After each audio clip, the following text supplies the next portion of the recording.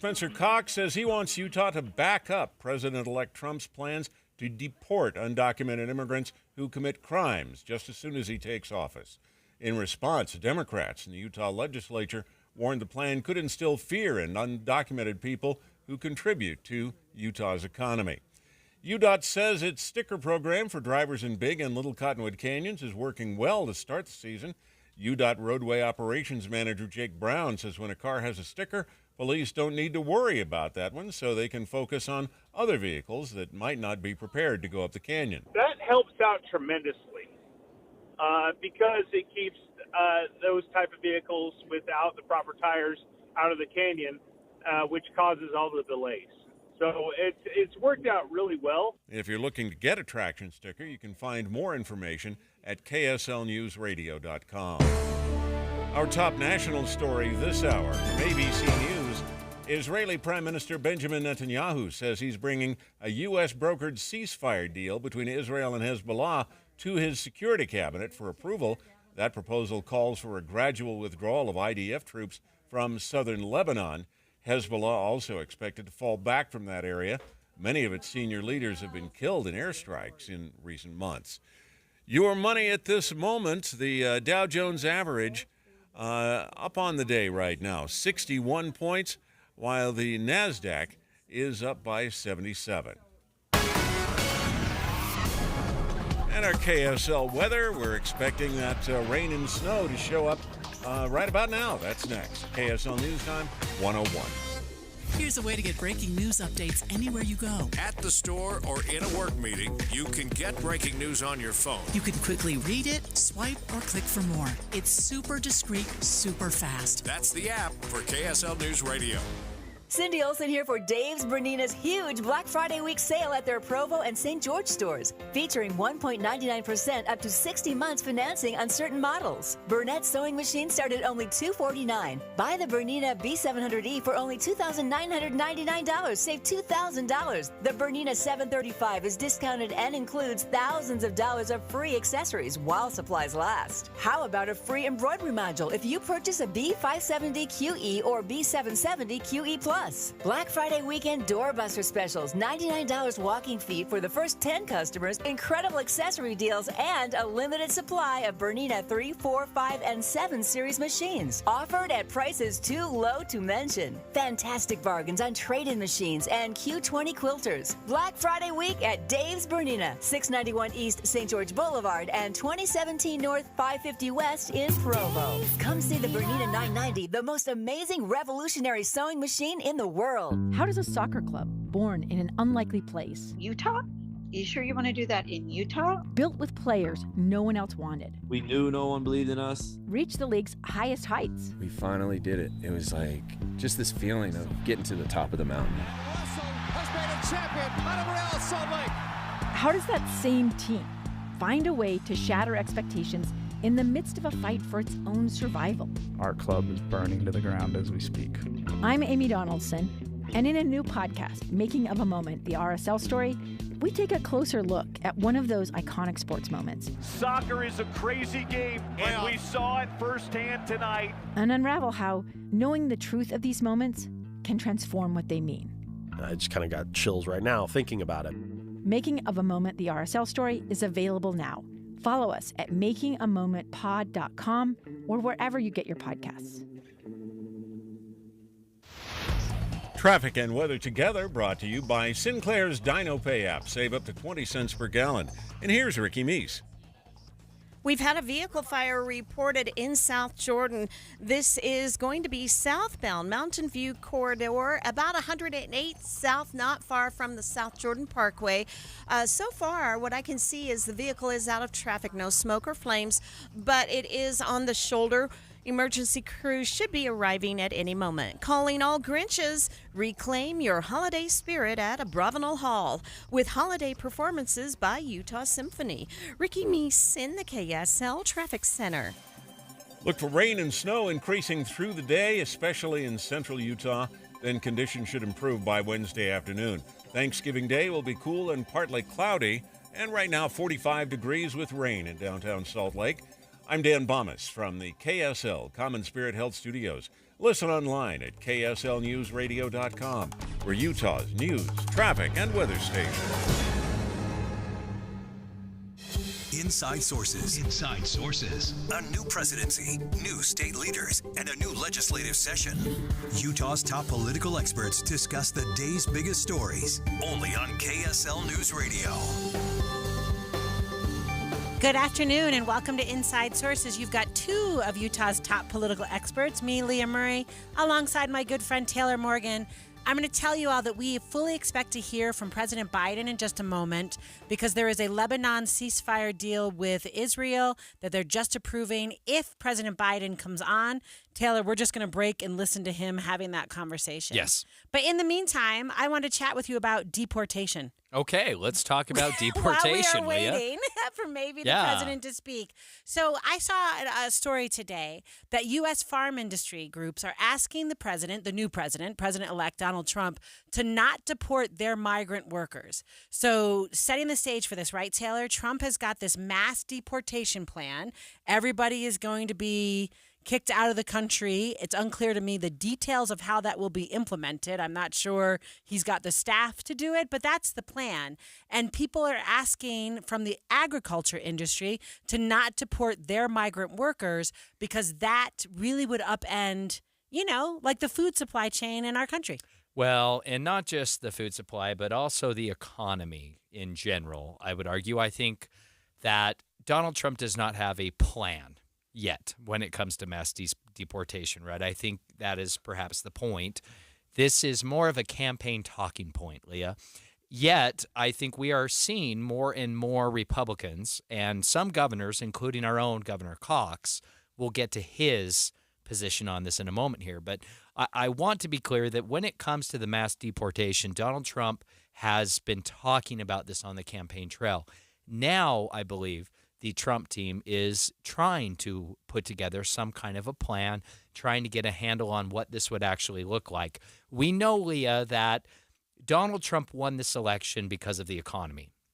I think you and I have both made that argument. Yeah, I totally agree. And I also think that Donald Trump's team, and particularly his new chief of staff, she knows that when it comes to deportation, it is a very, very economically delicate task, right? There is a need for the Trump team to follow through on all the talk about deportation. What that actually looks like and how that comes together in a practical way, Leah, is yet to be seen. My hope is that the Trump administration will pursue this in a way that does not damage the economy.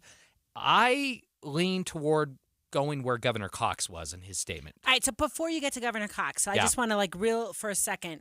So I hear you that maybe this was a campaign promise, but is it the case, do you think, that, there are different sectors of our economy? So this is a very specific example of the agricultural sector, but there are other sectors of the economy where, right, its service economy relies quite a bit on cheaper labor. To a certain extent, do you think there will be business sectors that are asking the president to carve out, right? Don't do this area of the service economy. Don't do this area of the agricultural economy. Don't do this area. And then at some point, are we just not deporting anybody? And then he hasn't delivered on that promise. Yeah, this is obviously the challenge, right? Immigration is an issue that neither party has made progress on or has accomplished anything of substance policy-wise. Neither party has acted on immigration reform for 50 years. No, I totally Leah. agree with you, but Trump promised this, right?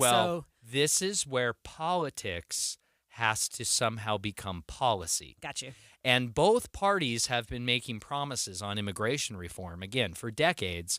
The question here is, will the Donald Trump team, with a Congress that is controlled both in the House and Senate by Republicans, and also, I should point out, with the House Freedom Caucus diminished with now the absence of Matt Gaetz, right?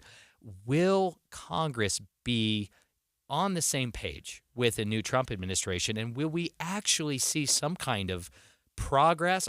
Progress is a loaded word these days, and I don't mean that from a Democratic perspective, but will we see Donald Trump and a Republican Congress pass immigration reform in any way? Yeah, and of course the answer is no. Your point's Okay, well why not? taken Why because not? it has been, first of all, an issue in this country's history that we never solve well. Secondly, we haven't had comprehensive immigration reform. My favorite story on this, Senator Ted Kennedy started, his first bill was immigration reform. When he died while a senator, his last bill was immigration reform. He never got it done. Well, he tried so hard. He tried so hard, however long he was there. And the answer is in this polarized political world where no one is making any deals with anybody, and Democrats have absolutely zero incentive to hand Mike Johnson any more fun, right, in this next session. I don't think it happens. And again, it's something that Republicans how do I say? They won this election. It's a mandate for it. It is a mandate. And they're not going to be able to get it done. And that's going to... Voters want something done on this, Leah. Right. And when we talk about, let's get back to mass deportation specifically. Is it possible and practical and really at all feasible to conduct mass deportations nationwide in this country? The answer is no. Right. I don't think so. And getting back to the point about the economy, Leah, I just don't see how we conduct, quote-unquote, mass deportations in a way that doesn't significantly damage our economy. As a Republican, and maybe I would argue a real conservative, not just a populist conservative, I believe in the free market. I believe in free trade. We're going to talk about tariffs later, and we'll fight. We're going to fight. Wow, Stop. right Just stop it. Just stop it, Leah Murray. Listen, we're talking about deportations. Whenever you say listen, I know I'm right. I'm winning the argument. Go ahead. Is that a cue? Is that my tell? That's your tell. Okay, good to know. Listen up, Professor Murray. I really believe we need to do something when it comes to criminals. People who have entered this country illegally, who have been convicted of crimes, who have committed crimes, serious crimes, murder, rape, felony theft. There are a number of these individuals. I do believe it is worth tracking them down and deporting them. Let's go to Governor Cox's statement. Would you like to share that? Yeah, so basically today, Governor Cox announced a targeted effort by state government, so by Utah, to support the incoming presidential administration's priorities on illegal immigration. Actually, Taylor, what I thought you were going to say earlier was we can't do this nationally. It's going to have to be a state effort. So I thought you were pivoting to the Cox statement a little bit earlier. There. Yeah. I'll get there. So basically, he's going to have a joint effort by the Utah Department of Public Safety, Utah Department of Corrections, to coordinate with federal, state, and local partners to identify, incarcerate, and deport more illegal immigrants. And again, he says what you just said, who have committed crimes and who pose a threat to public safety. Taylor, the governor says, when it comes to immigration policy, the safety of Utah residents is my top priority. That Utah will continue to welcome refugees and immigrants who enter the country lawfully, but will have zero tolerance for those who demonstrate a threat to public safety while in the country illegally. Yeah. So talk to me about, because I hear a lot of vagueness and noise in that, but tell me how you think that works. Okay, again, I do not think it's practical for the Trump administration and for Congress to try to conduct mass deportations nationally. I just don't think that is possible, nor is that financially an option, right? We just can't afford to do that. However, I do believe we need to do something, and so it should start with the states. It needs to happen at the state level, and it is going to really hinge on key states, Texas, Arizona, Utah to some degree, but really border states, Leah, are going to need to step up coordination, and they're going to have to be more proactive when it comes to tracking down these migrants who have committed crimes and then coordinating with the federal government. But the problem is, Leah, if we don't have a secure border in the first place, how do we prevent them from coming right back? No, I think that's fair. I think what's interesting, too, is he's saying he's going to work with the Utah legislature in this upcoming session. I don't know, Taylor, you tell me. Are they running bills right out of the gate based on him asking for this? Better believe it. So, yeah, and that's because Cox asked for it or because they all want to be in with Trump? I would say because they want to do something on this issue and they want to be supportive of the president. Oh, that's fair. I got you. Okay. Yeah. All right. So next up on Inside Sources, you all just heard me and Taylor have a little tussle over tariffs. We're going to do it again. And I have been talking to my students about what a tariff is because, again, I'm a professor. So we will have a conversation. Stay with us. The KSL News Radio app will update you on breaking stories. A house explosion this afternoon. And you'll get exclusive audio streams from local events, breaking news, and sports. Cougars feel like they can overcome anything. All of your favorite KSL hosts are there too, so you can listen anytime. Plus traffic and weather. Download it today. The app for KSL News Radio. Jazz games are better together. Host an unforgettable night at Delta Center with colleagues, friends, families, whoever. Group tickets are the best way to get everyone together to cheer on the Jazz. Pick from a variety of options for seating, dining, and game day experiences. Start planning your big night at the game by calling 801-355-DUNK, emailing group sales at utahjazz.com, or simply visiting utahjazz.com. Hi, this is Tim and Amanda, and we are live today at ARUP Blood Services at their location in Sandy. What a week to be doing this, Amanda. I love it. When we're thankful for so many things, but being able to give the gift of life and having it be so simple. Yeah.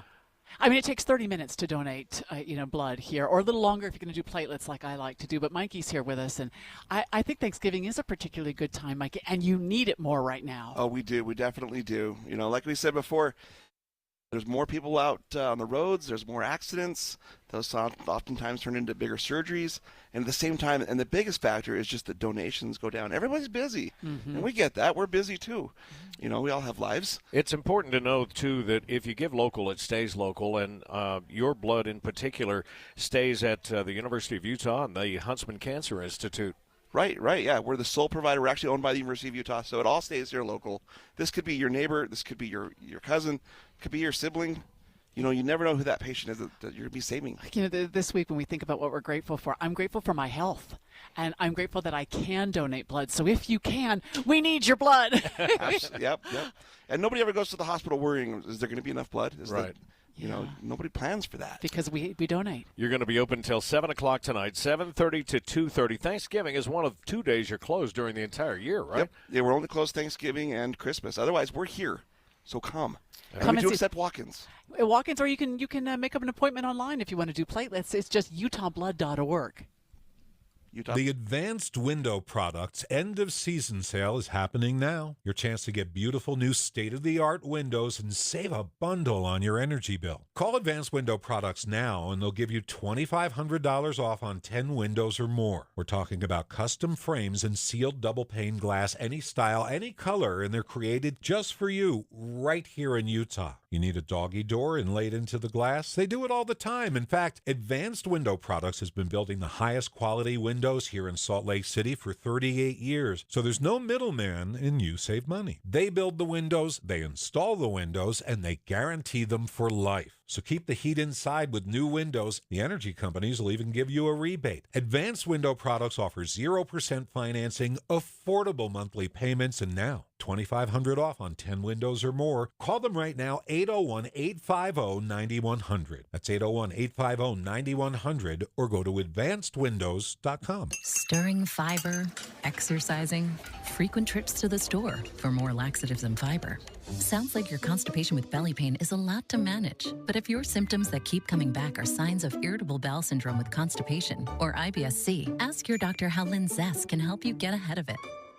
Linzess linaclotide is a prescription medicine that treats IBS-C in adults. It's not a laxative. It's a once-daily pill that helps you get ahead of your symptoms. It's proven to help you have more frequent and complete bowel movements and helps relieve overall abdominal symptoms, belly pain, discomfort, and bloating. These symptoms were studied in combination, not individually. Do not give Linzess to children less than 2. It may harm them. Do not take Linzess if you have a bowel blockage. Get immediate help if you develop unusual or severe stomach pain, especially with bloody or black stools. The most common side effect is diarrhea, sometimes severe. If it's severe, stop taking Linzess and call your doctor right away. Other side effects include gas, stomach area pain, and swelling.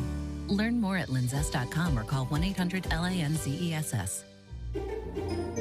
I'm author Richard Paul Evans. Michael Vey 10, The Colony, the final book in the global best-selling Michael Vey saga, is now on sale. If you've got a Vayniac in your life, shock them with a copy. Dave and Dujanovic. If you're driving to work or you're driving the kids to a soccer game, we're your in-car companions. People will come up to me and say, "Oh, I talk to you every day. You don't realize it because I'm talking at the radio, but I talk to you every day." Listen for Dave and Dujanovic 9 to noon on KSL News Radio. With the 3 things you need to know this hour, I'm Dan Bomas. First, Utah's governor wants to back up President-elect Trump's plan to deport undocumented immigrants with criminal backgrounds. Second, Israeli leaders are looking at a ceasefire agreement with Hezbollah that could stop the fighting in Lebanon. And third, travel experts are saying the so-called chicken check-in strategy isn't a reliable way to get a better seat on your flight. 45 degrees with rain in Salt Lake City. And back to Inside Sources on KSL News Radio. Inside Sources. Inside Sources on KSL News Radio. Welcome back to the new Inside Sources here on KSL News Radio. I will take a moment, Leah, because you didn't do this in the last segment, and I want to make sure our listeners know that even despite some of the things you're going to say in this segment, they should still take you seriously because you are amazing. You bring a wealth of background. You are a political science professor at Weber State University. You're also the director of the Olin S. Walker Institute of Politics. That is correct. Not That's sure right. if I have the full name right. But, No, that's right. Leah, I always appreciate our conversations. You are someone with whom I really enjoy arguing, debating, Why is having that? policy disagreements, because I feel like no matter how intense we may disagree when it comes to policy or politics, we always leave the conversation friends and with good vibes, good feelings, and it's a healthy dynamic. No, I love that because I feel like I love how you just said that because people who are listening can't see it. I always am smiling when I talk with you, right? So we definitely disagree, but there's a way to disagree without being, mean to each other. Disagreeable. That's right, without being disagreeable. That's Disagree right. better, perhaps. Yeah. Not fully leaning into So I the want governor's you to, campaign there, but explain to me, Taylor Morgan. yes. How President-elect Donald Trump is going to impose tariffs of 25% on Canada on the first day of office, which will stop the flow of fentanyl into the United States. Okay. You can't set me up to fail like that, Leah, because when it comes to these tariffs that Donald Trump has proposed. Pause. Do you know what a tariff is? Does everyone know what a Leah. tariff is? No, okay. No, let's be fair, because sometimes people don't know. A tariff would be a fee or really a tax imposed on goods that are imported into the country, right? Right. And Donald Trump has talked a lot about this on the campaign trail. So much of this has to do with the politics of the voters to whom Donald Trump was trying to communicate during the campaign. Donald Trump excelled at connecting with blue-collar workers, really the heartland of the country, the everyday Americans, blue-collar workers, manufacturing employees, former manufacturing employees. This is a key defining narrative of Donald Trump. Starting in 2016, Donald Trump won in 2016 because he connected with a huge swath of American voters, particularly the Rust Belt, blue-collar workers, who had been ignored by traditional conservatives. I'll own that, by the Republican Party. And I think progressive liberals. And progressive liberals were not connecting with these voters. These voters came out en masse to vote for Donald Trump in 2016, and they did it again in 2024. And because of his promise to put tariffs on goods coming in from Canada, except this is kind of an interesting data let's point. be clear. It's not just Canada. It's also China and Mexico. So but this is interesting. Google Trends. So I like looking at kind of what are people looking at on Google. Does that make sense? Like what is popping? In the last 90 days, Taylor, what are tariffs has peaked. Gained a lot of popularity. So a lot of people asking the question, what are tariffs? And searches of that nearing 100%, right? Like people saying, oh, I actually don't know what a tariff is, and Googling it and asking Google to explain it. So a little bit when we talk about having a mandate, so you could make the case that Trump said, I'm going to do tariffs and I'm going to impose tariffs. And everyone who you just said in the Rust Belt were like, I was totally ignored. Thank you. What I always wanted was tariffs on China. But I'm not sure that's true if they are Googling what is tariffs when they hear about it. Can I take a time out here, Leah? Yes. Professor Murray. Are we keeping time somewhere? No, I am. Yeah, there's a big clock on the wall. So I'm going to call a timeout here, and I'm going to pump the brakes on where you're going with this conversation. And I do this not in a condescending way, but my point here is that liberals and academics often make the assumption that politics must equate to policies. Now, not that it must, right, Taylor, but maybe the assumption that it should. Should it? Well, I think we could have that argument, but go ahead with what your point was. I think it is a possibility here that Donald Trump can respond to the politics and the concerns of these voters without actually forcing the policy in the end. And I don't necessarily think that is a failure by former and President-elect Donald Trump if he doesn't. So if he's out on the campaign trail talking about the importance of reinvigorating America's manufacturing and pushing back on China, on Canada, on Mexico by, talking about tariffs, even if the Trump team and Congress doesn't impose a 25% tariff on Canadian-made goods, for example, I don't know that that's a failure by the Trump campaign. But I think we have to separate politics from policy. So let me just ask you a question. I think you're not wrong. I believe we said in the top of the show that it's the economy stupid, right? And I think the Democrats totally missed that argument. And I think Trump was keyed in on that point. But if it was the economy stupid because things cost more, and people are shopping at Walmart where they make their low good, like the reason they can keep their prices low is because they're bringing goods in from China. Yeah. And now I'm going to do a 60% tariff, which is going to make all of those goods go up, or excuse me, the prices on those goods go up. Again, isn't Trump at some point going to have to pay the consequences for catching the vibe but still not fixing the problem? Will we actually ever impose a 60% tariff on Chinese-made goods? No. Oh, I hear we'll you. So never he's just do not that. Do it. Well, so we're not going to deport people. Voters we're not going to want do tariffs. the tough talk about China because they don't like the fact that everything they buy is made in China, Leah. That doesn't mean voters would even support having a tariff because we all know that would increase the cost of everything we buy. But what voters want someone in office who is willing to address the politics in the moment, to say out loud what they are feeling, even if it doesn't actually in the end translate to policy. So what you're going to tell me is, again, like the first term that was a Trump administration, which basically delivered on a Trump tax cut, and I don't think I can name another big policy. Yeah. This second term well, again. He would have repealed Obamacare if it hadn't been for the House Freedom Caucus. But go on. Yeah, but he didn't do it. He didn't. Right? Coulda, shoulda, woulda, did not. Right. So now in this term, what you're telling me is the big promises he's made, which is about deporting all the people who are illegal, and he's going to issue these tariffs to protect manufacturing, and it's divorced from reality, and they're not going to deliver on either of those things. So a little bit, again, I ask the question, he's never going to be held accountable for not delivering on something? Democrats and liberals want to hold Donald Trump to this standard that is based on their interpretation of the politics, not on what Donald Trump is actually going to do. You're talking about policy outcomes, and you want to hold Donald Trump to the politics of what he has said on the campaign trail, when in the end, Leah, I think Donald Trump is going to get something done when it comes to deportations of criminal illegal immigrants. It is going to be very, very small relative to what he said on the campaign trail.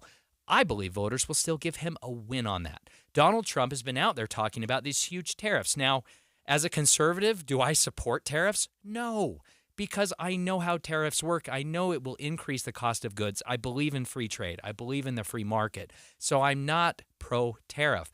But I do have concerns about America's manufacturing. I do have concerns about the degree to which our economy is dependent upon Chinese-made goods. So I appreciate that Donald Trump is out there talking about it. I appreciate that he may do something that is relatively inconsequential compared to his campaign promises.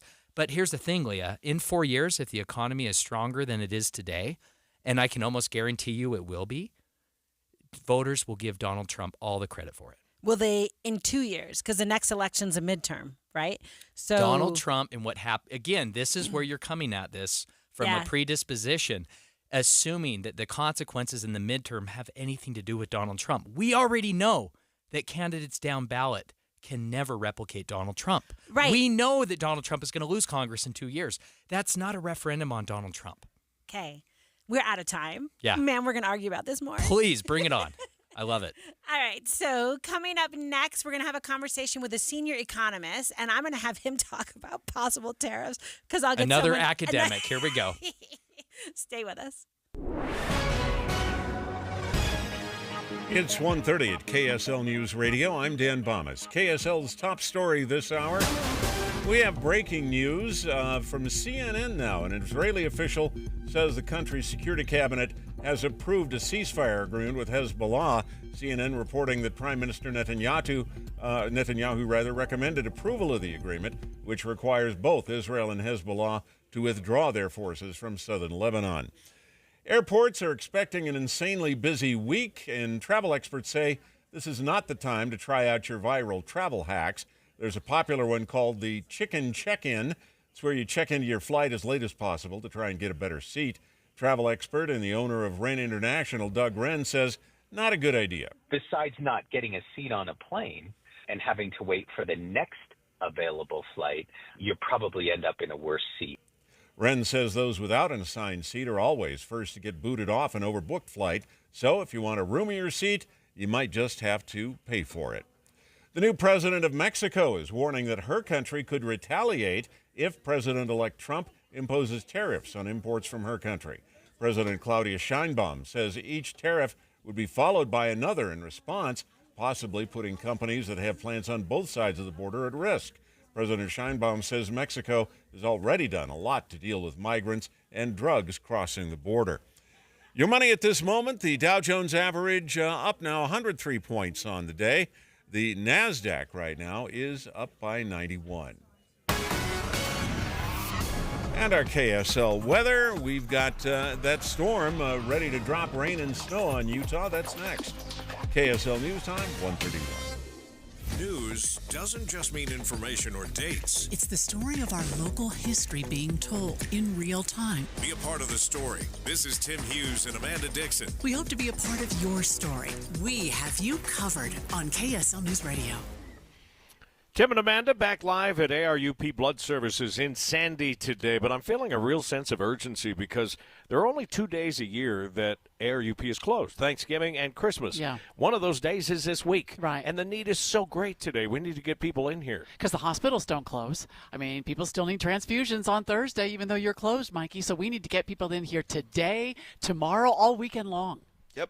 Come in today, you get a Megaplex gift card just for donating blood. Actually, anytime this month, come in and donate, get a Megaplex gift card. If you can do platelets, you get a $20 Amazon gift card. We got some other fun drawings. We just need you. And by the way, there's a $100 Amazon raffle for tomorrow and Friday because they really need you. We gave this statistic in our first hour that the hospitals that ARUP serves need at least 75 donors every day just to meet the needs of the patients. Right, yeah. The usage only goes up from there, too. That's just on a regular day. Yeah. But heading into the holidays, that need goes up even higher. Because there are more crashes out there. It takes about 30 minutes to donate blood, so really, you'll be in and out of here. And if you have more time to donate platelets, then I'll meet you over there in a few minutes. Give local, save local at ARUP. There are 2 locations where we are in Sandy and in Research Park. Look them up at utahblood.org. This Friday, join KSL News Radio and NPS from 10 to 1 as the movie show stops by. Then, browse and uncover what makes NPS so great. With 4 locations, NPS takes a new inventory every day. Then, they check all competitors' retail pricing before marking items down 20 to 70% off. You're invited to visit the movie show this Friday from 10 to 1. And that's the first step to discovering NPS. Visit npsstore.com to begin your own NPS adventure. npsstore.com. You might not consider yourself a tech expert, but you can still protect yourself from online scammers with McAfee Total Protection. From fake delivery text to bank alerts, scams are everywhere. That's where McAfee Total Protection steps in. McAfee will help keep your devices and identity safer and your private info private. Visit McAfee.com/online protection and get up to 79% off award-winning online protection. This Black Friday Cyber Monday deal won't last. Offer ends 12/4/24. That's McAfee.com/online protection. Cancel anytime. Terms apply. Everywhere you look, things are getting more expensive. So at Consumer Cellular, we're lowering the price for those 50 and up. Now you can get unlimited talk, text, and data for $30 a line when you buy 2. That's just $60 a month for 2 unlimited lines. So if you're 50 and up, make the switch and save. Come on, you've earned this. Call 1-888-FREEDOM or visit consumercellular.com today. Requires 2 lines of service, age validation, and credit approval, subject to system and area limits, taxes, and other fees apply. Febreze. So my home is also my office. And before I can focus, every room's gotta be clean. That means tidying up, then spraying my Febreze Air Mist. Ooh, that's fresh. Febreze Air Mist scents are all high quality. They fight any weird funk, and they give my air an instant boost of freshness. So not only does my home smell good, I feel good too. After I Febreze, it's time to start my day.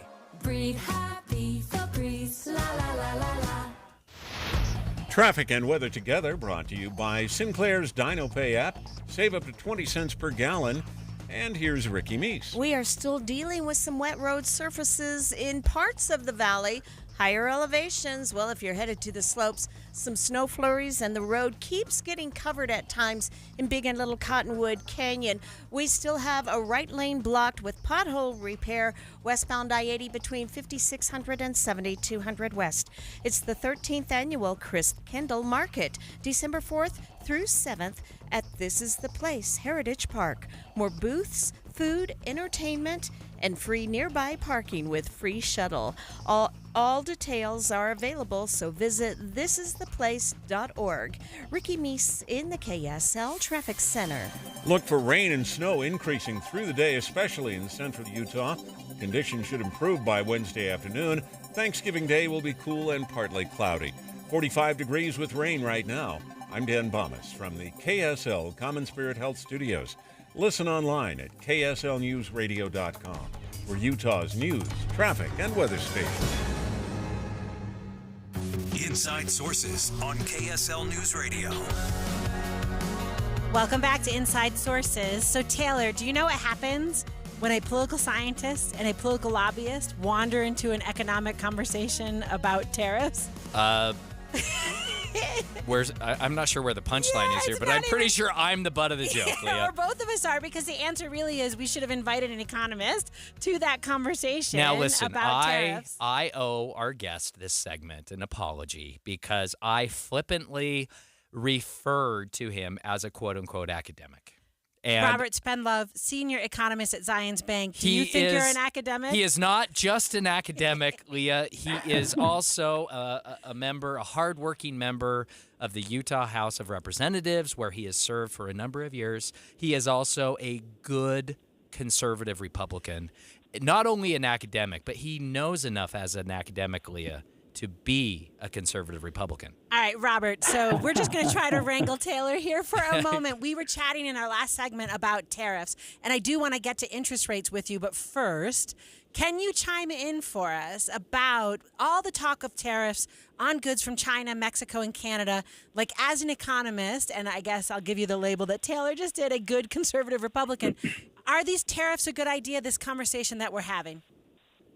Yeah, well, and I would just emphasize, above all, I am a social scientist, which I think we all are. And, so that's the big question. There's this battle going on right now. Pause. Robert, yes, President Biden is coming on, so we're going to go to listen to him. We'll come back with you in a minute. A conflict that began the day after the October 7 attack by Hamas on Israel. Hours later, at 2 a.m. in the morning, Hezbollah and other terrorist organizations backed by Iran attacked Israel in support of Hamas. Let's be clear, Israel did not launch this war. The Lebanese people did not seek that war either, nor did the United States. Over the past year, including in the days immediately following October the 7th, I directed the U.S. military to flow assets and capabilities into the region, including aircraft carriers, fighter squadrons, and sophisticated air defense battery to defend Israel and deter our common enemy at critical moments. Since the war with Hezbollah began, over 70,000 Israelis have been forced to live as refugees in their own country, helplessly watching their homes, their businesses, their communities as they're bombarded and destroyed.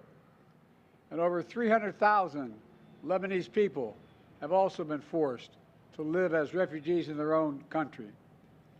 In a war imposed on them by Hezbollah. All told, This has been the deadliest conflict between Israel and Hezbollah in decades. How many of Hezbollah's senior leaders are dead, including its longtime leader, Nasrallah? And Israel has destroyed Hezbollah's terrorist infrastructure in southern Lebanon as well, including miles of sophisticated tunnels, which were prepared for an October 7-style terrorist attack in northern Israel. But lasting security for the people of Israel and Lebanon cannot be achieved only on the battlefield. And that's why I directed my team to work with the governments of Israel and Lebanon to forge a ceasefire, to bring the conflict between Israel and Hezbollah to a close. Under the deal reached today, effective at 4 a.m. tomorrow local time, the fighting across the Lebanese-Israeli border will end. Will end. This is designed to be a permanent cessation of hostilities. What is left of Hezbollah and other terrorist organizations will not be allowed, well, I emphasize, will not be allowed to threaten the security of Israel again. Over the next 60 days, the Lebanese army and state security forces will deploy and take control of their own territory once again. Hezbollah terrorist infrastructure in southern Lebanon will not be allowed to be rebuilt. And over the next 60 days, Israel will gradually withdraw its remaining forces. And civilians on both sides will soon be able to safely return to their communities and begin to rebuild their homes, their schools, their farms, their businesses, and their very lives. We're determined this conflict will not be just another cycle of violence. And so the United States, with the full support of France and our other allies, has pledged to work with Israel and Lebanon to ensure that this arrangement is fully implemented, the agreement totally implemented. You know, there will be no U.S. troops deployed in southern Lebanon. This is consistent with my commitment to the American people to not put U.S. troops in combat in this conflict. Instead, we, along with France and others, will provide the necessary assistance to make sure this deal is implemented fully and effectively. Let me be clear. If Hezbollah or anyone else breaks the deal and poses a direct threat to Israel, then Israel retains the right to self-defense consistent with international law, just like any country when facing a terrorist group pledged to that country's destruction.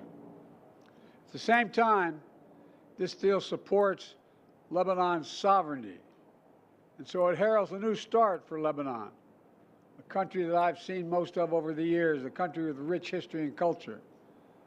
If fully implemented, this deal can put Lebanon on a path toward a future that's worthy of its significant past. And just as the Lebanese people deserve a future of security and prosperity, so do the people of Gaza. They too deserve an end to the fighting and displacement. The people of Gaza have been through hell. Their world's absolutely shattered. Far too many civilians in Gaza have suffered, far too much. And Hamas has refused for months and months to negotiate a good faith ceasefire and a hostage deal. And so now Hamas has a choice to make. Their only way out is to release the hostages, including American citizens, which they hold. And in the process, bring an end to the fighting, which would make possible a surge of humanitarian relief. Over the coming days, the United States will make another push with Turkey, Egypt, Qatar, Israel, and others to achieve a ceasefire in Gaza. With the hostages released and the end of the war without Hamas in power, that becomes possible. As for the broader Middle East region, today's announcement brings us closer to realizing the affirmative agenda that I've been pushing forward during my entire presidency. A vision for the future of the Middle East where it's at peace and prosperous and integrated across borders. A future where Palestinians have a state of their own, one that fulfills its people's legitimate aspirations, one that cannot threaten Israel or harbor terrorist groups with backing from Iran. A future where Israelis and Palestinians enjoy equal measures of security, prosperity, and yes, dignity. To that end, the United States remains prepared to conclude a set of historic deals with Saudi Arabia, to include a security pact and economic assurances, together with a credible pathway for establishing a Palestinian state and the full normalization of relations between Saudi Arabia and Israel, a desire they both have. I believe this agenda remains possible, and in my remaining time in office, I'll work tirelessly to advance this vision for an integrated, secure, and prosperous region, all of which strengthens America's national security. Getting all this done will require making some hard choices. Israel has been bold on the battlefield. Iran and its proxies have paid a very heavy price. Now Israel must be bold in turning tactical gains against Iran and its proxies into a coherent strategy that secure Israel's long-term safety and advances a broader peace and prosperity in the region. Today's announcement is a critical step in advancing that vision, and so I applaud the crazy decision made by the leaders of Lebanon and Israel to end the violence. It reminds us that peace is possible. Say that again, peace is possible. As long as that is the case, I will not for a single moment stop working to achieve it. God bless you all. I'm sorry to keep you waiting so long. May God protect our troops. Thank you. Mr. President, will you get a ceasefire in Gaza before leaving office? Ask me that I get a ceasefire. I think so. Hold on. Frank. How is this push any different from the previous ones? You don't see that. It should be reported. What? Mr. President, what have you told the new administration?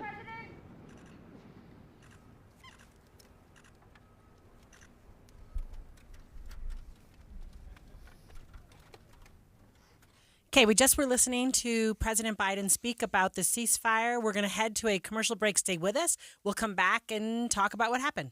The KSL News Radio app will update you on breaking stories. A house explosion this afternoon. And you'll get exclusive audio streams from local events, breaking news, and sports. Cougars feel like they can overcome anything. All of your favorite KSL hosts are there too, so you can listen anytime. Plus traffic and weather. Download it today. The app for KSL News Radio. Tim and Amanda here one last time from ARUP Blood Services in Sandy, one of two locations, the other up at Research Park. Just talking about the great need for people to come in today, call and make an appointment, whatever you can do to help. Yeah. They need your help. And Mikey, if you're going to donate whole blood, you don't need to make an appointment, right? You just stop by anytime. Walk-ins are welcome 7 days a week. Right, and that takes like 30 minutes. Now, if you want to donate platelets, which I highly recommend, because you can listen to your book on tape or watch a Netflix show for an hour and a half or so, that you need to make an appointment. We do. So it goes through a specialized machine. We have to schedule that machine. And so the easy way to do that is just to call us at 801-584-5272. But we can explain the whole process to you. Personally, when I go out, I like to binge watch my Netflix shows, eat Doritos, drink juice. Yeah. Oh, they have the best snacks, people. It's a time to just disconnect. But what I'm doing, it's saving lives. And you can actually donate much more frequently as well. Yeah. By the way, speaking of having a little fun with it, you're closed on Thanksgiving, but somebody out here is wearing a turkey hat, which just makes it feel more festive. She dresses up for all the holidays. Plus, if saving a life isn't enough motivation, which I know it is for everybody, you've got prizes for people. We do. Everybody that comes in to donate blood, you're going to get a Megaplex gift card, even if you get turned away, which does happen sometimes. But you get a Megaplex gift card. If you can do platelets, you get a $20 Amazon gift card. We also have some drawings. We're doing a $100 Amazon raffle tomorrow, and then again another one on Friday. Wow. And then heading into December, we're going to be doing a $100 raffle every day for a $100 Amazon gift card. Every single day. Give if you can. Give local, save local. With ARUP, you'll find them in Sandy and in Research Park. Don't be worried. Be ready. KSL News Radio has partnered with Be Ready Utah to provide the plans your family needs for an emergency, the tools and supplies to keep on hand, and the knowledge on how to keep a cool head. It's Be Ready Utah. Listen to our show, Dave and Duchanovic, for Be Ready tips and tools. Or you can always find the latest preparation info at BeReadyUtah.gov. Be Ready Utah with KSL News Radio. Harbor Freight knows tool people like to keep busy. But with our Black Friday sale coming up Thanksgiving weekend, you'll want to free up some time. We're talking deals like our 5,000-watt generators under $800, 17-foot ladders for $99.99, and 40% off Icon Pro socket sets. Whatever you do it for less at Harbor Freight. Valid until 12/2/24 while supplies last. Limitations apply. Welcome to Staples. Help! My family's in for the holidays and I need gift ideas. That's why we're here. Staples has amazing deals on everything you need. Photo gifts, laptops, and gaming systems. Even custom holiday cards and shipping solutions to send gifts to the family that can't make it. Perfect! Have anything for Uncle Frank? I love him, but the guy is never quiet. Noise-canceling headphones. For you. You get it. Unwrap huge holiday savings at Staples. And right now at Staples, save up to $350 on select computers. Ends 12/28, in-store only. Getting help with electrical repairs is easier than you think. All you have to do is call Any Hour Services or schedule an appointment at anyhourservices.com. No one helps more homeowners than Any Hour Services. With the three things you need to know this hour, I'm Dan Bomitz. First, Israel's Security Cabinet has now approved a ceasefire deal with Hezbollah. Second, the president of Mexico warning that new tariffs on imports from her country would hurt corporations that do business on both sides of the border. Third, video recorded outside the BYU locker room during last weekend's football game has now triggered an investigation by the Big 12 Conference. 45 degrees with rain in Salt Lake City. And back to Inside Sources on KSL News Radio. Inside Sources. Inside Sources on KSL News Radio. Welcome back to Inside Sources. You're here with me, Leah Murray, alongside my good friend Taylor Morgan. And we just listened along with you to the current President Biden talking about the fact that Israeli Prime Minister Netanyahu has announced he's agreed to a ceasefire with Hezbollah in Lebanon. So a little bit, Taylor, Israel had been fighting a two-front, I'll just call it a war. I'm not sure it's technically a war, because Hamas had kind of attacked in Gaza last October of 2023. And then Hezbollah and Lebanon just thought, let's get into the mix as well and be a part of this. And so Prime Minister Benjamin Netanyahu saying that the Security Cabinet approved the ceasefire deal with Hezbollah. President Joe Biden giving a speech talking about the details of that deal.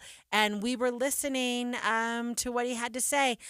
The president starting with, I have some good news to report from the Middle East.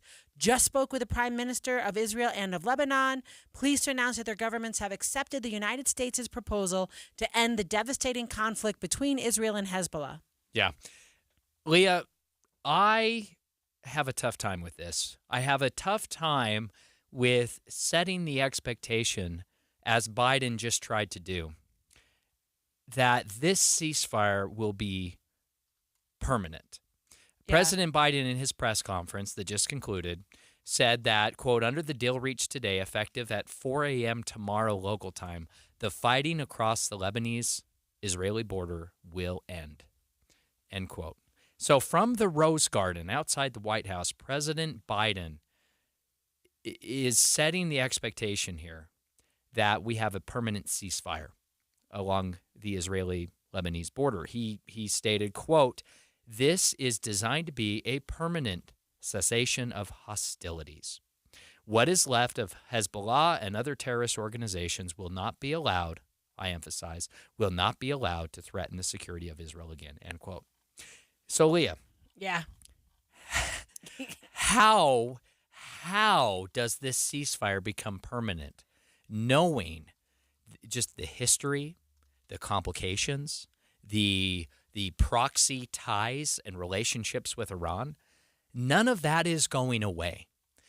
Why should we expect this ceasefire to actually, in reality, be permanent? Yeah, no, I love this question. When I talk about everything that happens in the Middle East, right? I always tell students, this is biblical, right? These battles go back thousands of years. And the idea that the United States is somehow going to solve a problem that goes back as far as, right? Benjamin Netanyahu himself, he said, quote, the ceasefire allows us to focus on the Iranian threat. That is according to Israeli Prime Minister Netanyahu. Israel is now going to focus on the Iranian threat. Yeah. What does that mean? Right. So it's interesting. I want to just say, like, I a little bit was looking for when was the last time we had a ceasefire? And the answer is like 2006. There was like this July Hezbollah killing 3 Israeli soldiers. But I'll tell you what, when you Google that, man, we're talking 50 years of it really never ending. Does that make sense? So I think your point of President Biden setting this expectation that the United States has just made it that this will not happen again and that Israel feels safe seems a little bit ridiculous. And I think we could talk about it in a couple of different ways. Like, why is the United States responsible for this? Yeah. Like, why isn't it just Israel's responsibility to manage this? I think it's one path we could take. Another path is what you just said. Netanyahu saying we are going to now focus on Iran. But I understand Hezbollah to be an Iran, like, not a puppet. That's not the word I'm looking for. A proxy. Thank you. That's the right word. Absolutely. Hezbollah and Hamas are both Iranian proxies. And so to announce this ceasefire, well, and here's the thing. Do we really expect Hezbollah, as long as they have any capacity to launch missile strikes into Israel, do we expect Hezbollah to uphold a ceasefire on their end? Do we expect Iran to uphold any kind of ceasefire on the other side of this? So I appreciate a ceasefire. I appreciate refocusing on Iran, but knowing that Iran is the source of the missiles that are being fired into Israel by Hezbollah, knowing that Israel is going to continue hostilities against Hamas, because even Netanyahu today just said they will continue their work to eliminate Hamas in Gaza. So I don't know, Lee. I struggle with this window dressing of diplomacy that is not actually going to change anything on the ground, nor are we setting real expectations for the future of what is going to happen in Israel. Yeah, and what's really interesting, right? So this deal with Hezbollah, right, this ceasefire, but meanwhile, the conversation with Hamas, there's no ceasefire, right? So you brought up what's going on in Gaza. To be clear, I reference what Netanyahu said, but I want to quote it. Yeah, go. He said, quote, "We will complete the elimination of Hamas, the return of all the hostages, and the return of the residents of the North," end quote. Right. And meanwhile, our Secretary of State, Anthony Blinken, saying de-escalating tensions in the region can help us to end the conflict in Gaza. And again, I want to add, it begs the question, why is the United States the responsible partner or person or entity to de-escalate tensions in that region? But then also, this is not de-escalating tensions. So you said we're no longer fighting with Hezbollah, so we can really go after Hamas and really go after Iran. I don't know how any of this goes well at all. Yeah, well, let's listen. We have an additional soundbite from President Biden that could clarify some of this. Let's listen to that quickly, Leah, and then we'll have a short time to comment. Let's be clear. Israel did not launch this war. The Lebanese people did not seek that war either, nor did the United States. So here's my question. Then who started it? Right? So the answer is somebody started lobbying missiles into Israel. It was Hezbollah. Right. So it's Hezbollah, but which is? Iran. Yeah, but also is Lebanon. Absolutely. Right. So a little bit, I kind of want to say, look, if your leadership is launching missiles into Israel, then you can say something nice like it's not the people of Lebanon that did it, but like a little bit. And we see this happening also in Palestine with Hamas, right? That Hamas came to power in Palestine because of their very aggressive stance relative to Israel, right? Yeah. They used their control of the government to launch this war against Israel back in October. So again, this to me feels a lot more like the Biden administration trying to pretend there is something accomplished, some kind of victory here to hold a press conference like about. as he leaves and as heads he out leaves the door. office and heads out the door, when in reality, Joe Biden is leaving a bigger mess in the Middle East than what he inherited when he took office. That much is clear. Oh, that's interesting. What do you think regime change on our end, a Trump administration, how does this go forward? A lot of questions, Leah. I don't have the answers. And fortunately, we are out of time. But coming back after the break, you'll want to be sure to stay with us. We'll continue this conversation here on KSL's Inside Sources.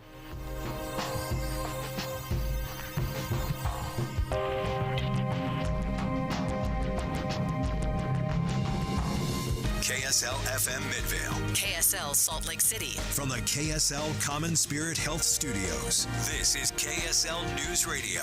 Utah's news, traffic, and weather station. It's 2 o'clock at KSL News Radio. I'm Dan Bomas. KSL's top story this hour. Israel and Hezbollah have agreed to a ceasefire meant to end months of fighting in Lebanon. President Biden announced the agreement at the White House. Lasting security for the people of Israel and Lebanon cannot be achieved only on the battlefield. And that's why I directed my team to work with the governments of Israel and Lebanon to forge a ceasefire, to bring the conflict between Israel and Hezbollah to a close. The fighting along the border with Lebanon began just days after the Hamas attack on Israel over a year ago. The fighting in Gaza is still going on. Leaked video from the BYU locker room during halftime at the Arizona State football game has sparked a Big 12 investigation. This was posted online on X after the game, and a BYU player can be heard trying to bring some life back into his teammates after the game's slow start in Tempe. In a news conference, head coach Kalani Sitake says he doesn't know what the punishment is for this kind of thing. I didn't really check into it. I don't. I just trust the Big 12 and then the leadership and for them to look into things. I'm not, the game's done, so I'm not like sitting here complaining about anything. We just got to move on. Big 12 officials are also looking into the whole game, including penalties and the fans rushing the field on the last play of the game. Your money at this moment. The Dow Jones average is up now 123 points, while the S&P 500 up 34 right now. The NASDAQ is up 119. And our KSL weather. The storm we've been waiting for has arrived. That's next. KSL News Time, 2:01. You know what's great about KSL's traffic coverage? Trained traffic reporters and real listeners. Trading information and making the commute safer and faster for everyone. Every 10 minutes on the nines, we have you covered on KSL News Radio. We just want to have enough money for retirement. And travel to visit our grandchildren. I understand. That's why at Fisher Investments, we start by getting to know each other, so I can learn about your family, lifestyle, goals, and needs, allowing us to tailor your portfolio. What about commission-based products? We don't sell those. We're a fiduciary, obligated to act in your best interest. So how do your management fees work? We have a simple management fee based on the value of your portfolio, so we do better when you do better. We appreciate that kind of transparency. We also check in with you regularly to keep you up to date on the markets and your portfolio. What other services do you offer? As a client, you have access to resources on investing, financial planning, estate planning, Social Security, Medicare, and more. Wow, it sounds like Fisher Investments has everything we need. At Fisher Investments, we're clearly different. Learn more at FisherInvestments.com. Investing in securities involves the risk of loss. Food brings people together, but many families don't know where their next meal is coming from. In Utah, 317,000 people, many of whom are children, are struggling with food insecurity. And Macy's is continuing the tradition of bringing hope to families in need. You can help provide hope by donating to Macy's Harvest of Hope Drive, now through November 30th. All donations will be donated to a local food bank to serve families in our communities. Purchase an icon for any amount or a prepackaged bag of food with items that food pantries need most at any Macy's store or online at Macys.com. Look for items tagged with the Harvest of Hope icon throughout the store. A portion of sales from those items will also be donated to local food pantries. Together, we can make a difference in our communities and provide hope to families and children facing food insecurity. Visit Macys.com or your local Macy's grocery store to learn more. This is Derek Overstreet of the New Millennium Group and host of Stop Working and Start Living Radio. If you're close to or in retirement and you don't have a tax plan, call us right now, 888-999-6370. That's 888-999-6370. Listen, our country's been spending like never before, and the tax bill is coming soon. If you need an income tax strategy and a financial plan that will get you through the rest of your life, give my team a call, 888-999-6370. That's 888-999-6370. If you want an investment plan that allows you to keep more of your gains and pay less taxes, give us a call, 888-999-6370. My team specializes in the type of plan that will get you retired 3 to 5 years sooner than you thought possible. So, get a no-cost tax analysis by calling 888-999-6370. That's 888-999-6370. My team is standing by now. Traffic and weather together brought to you by Sinclair's Dino Pay app. Save up to 20 cents per gallon. Here's Ricky Meese. A small accident in Midvale, southbound I-15 prior to 7200 south on the shoulder. And downtown, a crash being cleared at 4th South and 6th East. This holiday season, Murdoch Hyundai is grateful for you. Celebrate during the Murdoch Hyundai Season of Giving sales event. Receive 0% for 4 years on the Elantra, Sonata, Tucson, or Santa Fe. Ricky Meese in the KSL Traffic Center. Rain and snow will increase through the day, especially in central Utah, and conditions should improve by Wednesday afternoon. Thanksgiving Day will be cool and partly cloudy. And right now, 45 degrees with a rain shower. I'm Dan Bomas from the KSL Common Spirit Health Studios. Listen online at kslnewsradio.com. We're Utah's news, traffic, and weather station. Inside Sources. Inside Sources. A new presidency, new state leaders, and a new legislative session.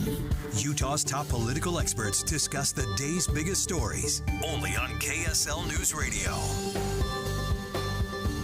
Welcome back to Inside Sources. You are here with two of Utah's top political experts, me, Leah Murray, alongside my good friend Taylor Morgan. So, Taylor, it feels like, 200 years ago, but it's only been 2 weeks since the election. Wait. I feel like it's been longer than that, Leah. It's only It's 2 been weeks. at least 6 months, right? Yeah. But how I know that it's 2 weeks is because Utah's state auditor, state treasurer, attorney general officially certified the result of the November 5th election here in Utah. So it's official. Yeah. So what does that, talk to us, what does that mean about, actually, so it's longer. It's 3 weeks. I was saying 2 weeks, but it's 3 weeks. Yeah. So talk to me, because I thought the rule was 2 weeks. They might do the canvassing. Walk me through it. That's a good catch. It's a good point, Leah. It is 3 weeks since Election Day. Typically, the canvass does happen statutorily 2 weeks after Election Day. Yet, however, because of the high rate of voter participation in this election and the high rate of voting by mail and using drop boxes, it took our county clerks and their staff a little bit longer to make sure that all the ballots were counted. Also, they had a lot of work to do to cure ballots. That means that perhaps there were some questions about the signature on the ballot envelope. There were some other questions that these county clerks and their staff had to make sure that the process was secure and that these ballots were coming from the voters, the right voter, right? Right. They personally had to reach out and contact these voters, call them, email them, make sure they communicated with them. So the state has the latitude in these cases to allow for a little more time for all of that to be wrapped up, tied up with a nice bow, and then be certified by the Board of Canvassers. And that all happened yesterday. The results became official, and I'm proud that all votes were cast. Yeah, and counted. Or sorry, all votes that were legitimately cast and legally cast by voters were counted. That's right. Yeah, that's what I wanted to say. Thank you. All right, so I want to talk to you about a couple of things. One, what I thought was super interesting. So I'm just going to tease you a little bit, and then I fully expect you to say, listen, Leah, because that's usually what you do when you get mad at me. Typically, when I'm right and you're saying something wrong, I have to say that. Yeah, so you say all the time that Utah is more conservative, that any conversation around, there being more Democrats is just a falsehood. But the presidential race is kind of interesting here in this state because Trump did not do better in the state of Utah. Oh, he did. He did by 1 percentage point. But compared to the rest of the country, where we see counties going Listen, a lot Leah more Murray, listen. Don't try to make... Pause. Okay. But he also was outperformed by Senator-elect John Curtis, Representative Blake Moore, Representative-elect Mike Kennedy, Representative Burgess Owens. All of those guys are getting in the low 60s, where Trump's got 54%. Yeah. So talk to me about, so what did you say? He got 1% better than he did in 2020. Yes. But that doesn't feel like Utah becoming more. That 1% feels like it is actually within probably a standard deviation. So talk to me about what it means to be a Republican in the state of Utah when a Curtis brand or a Blake Moore brand or a Mike Kennedy brand or a Burgess Owens brand all beat the Trump brand of Republican in our state. Okay, this is what Democrats do. They love to make up numbers and statistics to somehow pretend that they're winning in Utah, Leah. I'm not It is... Yeah, and okay, I'm not saying you are doing this. I'm saying some Democrats. And it is false hope. It is fool's gold. And I want to call it out and point it out. Okay, go. Not because I want to give my good Utah Democrats a hard time, Leah, but because they are failing here in the state of Utah to connect with voters, to run candidates that win votes from more Utah voters. And until they recognize that they are failing here in the state of Utah, they will not change what they're doing. So I am trying to point these facts out, not to give Democrats here in Utah a hard time, Leah, but to simply talk about the landscape as it truly is, not as Democrats wish it were to be. Yeah, but Taylor, isn't it a both and? So I think everything you just said is true, but it is also the case that John Curtis got 62.5% and Trump got 54%. So does Donald Trump resonate with fewer Utah voters than other Republican candidates? Yes, Leah, but the fact that Donald Trump still improved his performance in 2024 relative to 2020 in the state of Utah, that to me shows that Utah is indeed becoming even more red today than it was in 2020. Now, Leah, all of those Republican congressional candidates that you named, they all won Salt Lake County. Not one single Democratic statewide candidate, not one of them carried Salt Lake County. That is a first. I love all of that, and I think all of that is correct. But the question that I asked you was the brand of Republican, right? So what I'm asking kind of is, so like, how do I say?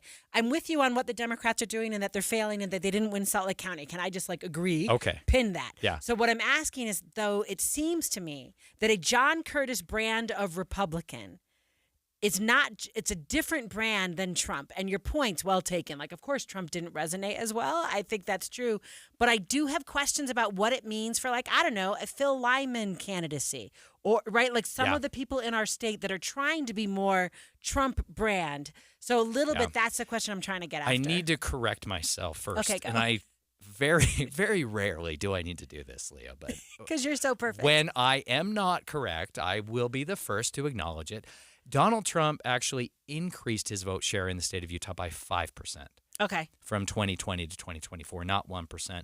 It is 5%, and that is based on the official results that were certified yesterday. So Donald Trump increased his vote share in the state of Utah. Now, of course, all true, but his still, vote, your point is well taken, right, and right, you are also correct that the share of Utah voters that voted for Donald Trump is less than the share of voters who voted for John Curtis. For example, John Curtis, obviously our senator-elect, former 3rd District congressman.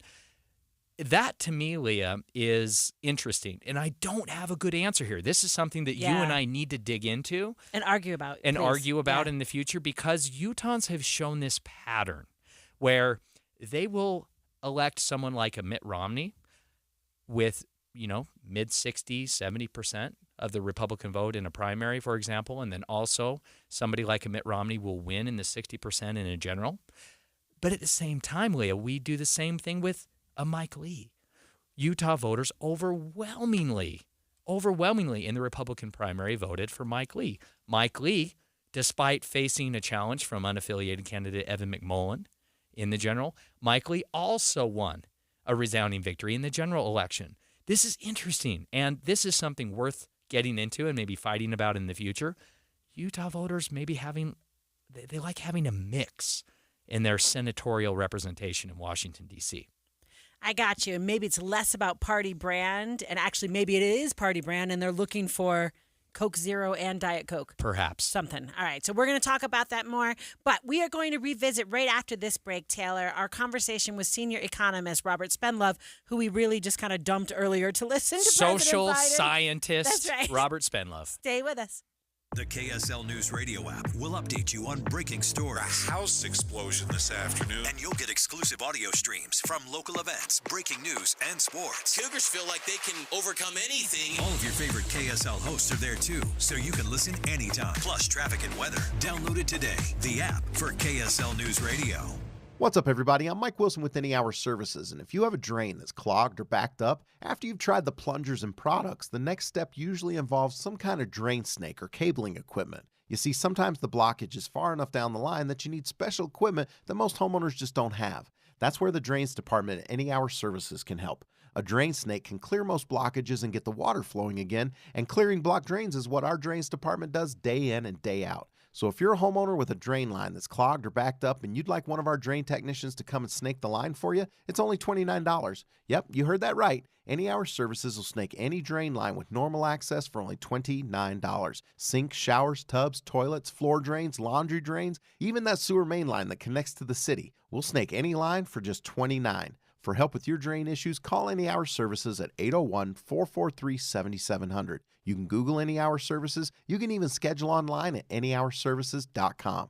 No one helps more homeowners than Any Hour Services. You wouldn't know it, but most financial advisors are put in a box. I'm Jeff Jr. from Trajan Wealth, and I want to provide you a little insight about financial advisors. Most financial advisors have to sell what their company requires them to sell, and many advisors have to only adhere to what's called a suitability standard.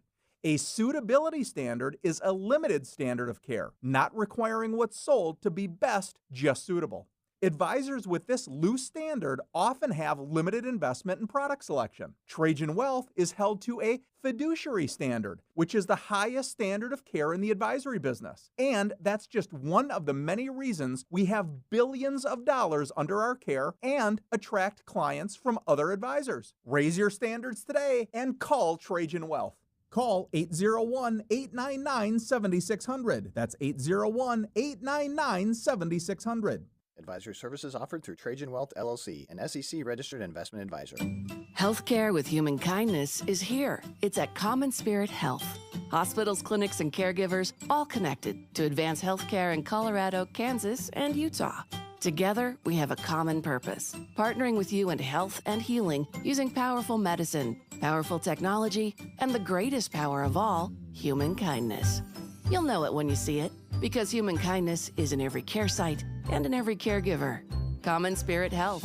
Hello, human kindness. The temperatures outside have dropped a bunch, and now my family and I are enjoying the benefits of our brand new windows from Advanced Window Products in a different way. During the summer, it was nice to be able to keep the cold air in. Now it's nice to see how much more efficiently we can keep warm air inside. We replaced 20 of our builder-grade windows with high-efficiency windows and a glass door to our backyard with a built-in pet door, and we have just been thrilled with the results. We're already saving on our energy bill. We're helping pay for the windows with the rebate available through Dominion Energy. Our price didn't include any middleman markups because they did the sales and the installation all in-house. My wife and I love that there's a lifetime warranty serviced by their local team, labor, glass, parts included. I promise they're going to treat you right and you'll have an amazing experience from start to finish, just like I did. Right now is a great time to do it. Also, they're having an end-of-season sale. Save $2,500 on 10 windows or more. 801-850-9100 or advancedwindows.com. I'm author Richard Paul Evans. Christmas in Bethel, my first Christmas story in 2 years, is now on sale. That's Christmas in Bethel. Pick up your copies today and have a happy holiday. Dave and Debbie. It's impossible to digest and consume all of the news that's now coming at us through either social media or through web pages or through the radio. Pick what is most impactful in your life and focus on that. And that's what Dave and I do every single morning. We pick those issues that are most important to our listeners and we boil it down so it's digestible. It's simple to understand. I think we're trying to find the essence of the story.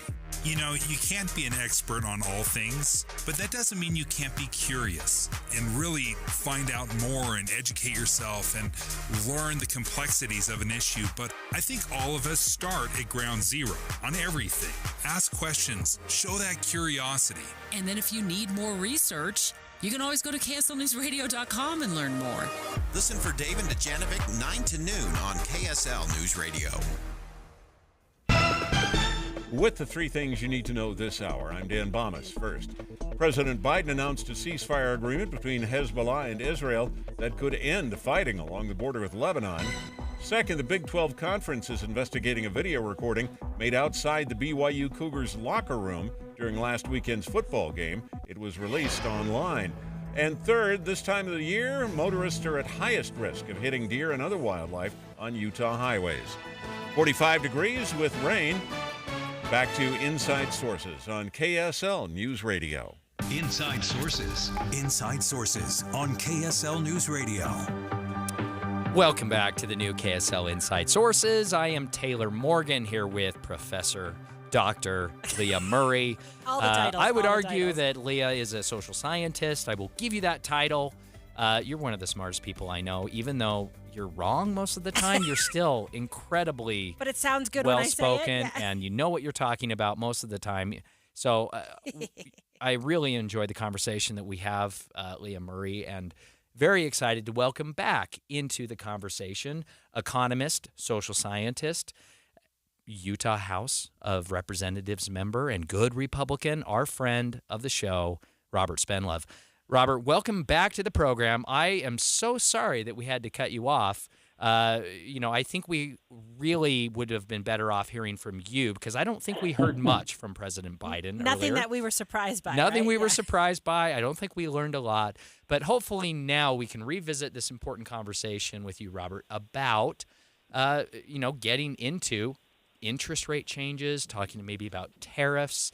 Let's get into this. What are you, as an economist with Zions Bank, Robert, and given your background, not only with the economy, but also with politics and policy, and really what shapes the economy here in Utah and nationally, what are you watching? What do you have your eye on? What are you potentially most optimistic about going into the new administration? And also, what are you worried about potentially? Yeah, and what we're seeing right now is so interesting because it's kind of this intersection of economic policy versus economic reality. So, when you talk about things like tariffs or immigration reform, inflation and interest rates, there's kind of this expectation of what will happen, but then what we think may happen may not actually happen. So just the announcement from Donald Trump on tariffs, he said we're going to see a 25% tariff on Canada and Mexico, and then another 10% on China. So China already has about 15% of tariffs. And so we'd see pretty much 25% for Canada, Mexico, and China. And you would expect that would be inflationary. But then when you look at the other side of the equation, what are the things that could be disinflationary or slow down price increases?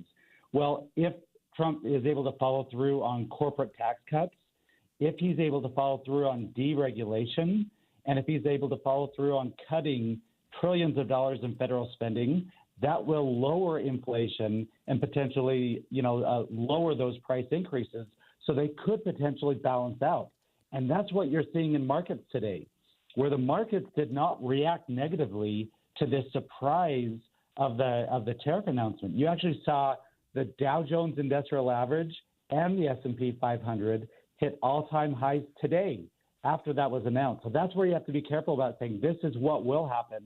It's just another piece of the puzzle. Robert, I appreciate so much your insight on some of this, and I like that you wrangled both of us because Taylor and I were fighting about Hold on, tariffs. Leah. I think what Robert just said in a very diplomatic way is that Taylor was right in the earlier conversation we had about, campaign rhetoric versus economic reality and policy, right? So if Robert says it, I believe it. So okay, fair enough. Taylor is right.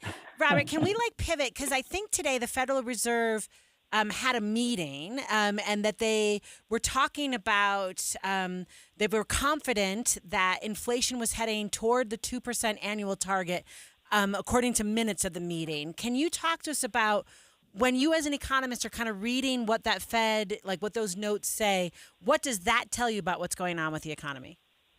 Yeah, and the Fed talked about this quite a bit. So this is their meeting 3 weeks ago where they decided to cut the short-term interest rates by a quarter point.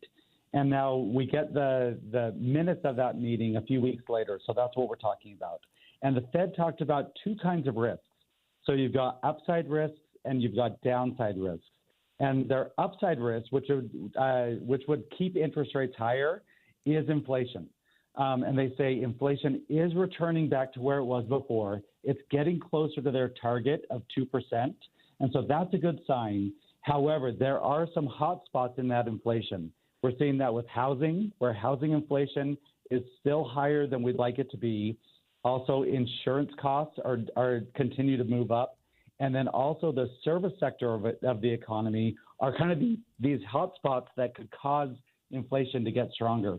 Now, on the downside, they said the downside risk that would cause interest rates to have to go lower is weakening of global growth, so outside of the U.S., geopolitical tension, a stock market correction, or labor market weakness. And so they're trying to weigh these two kind of competing risks and say, what's the right level for interest rates to be?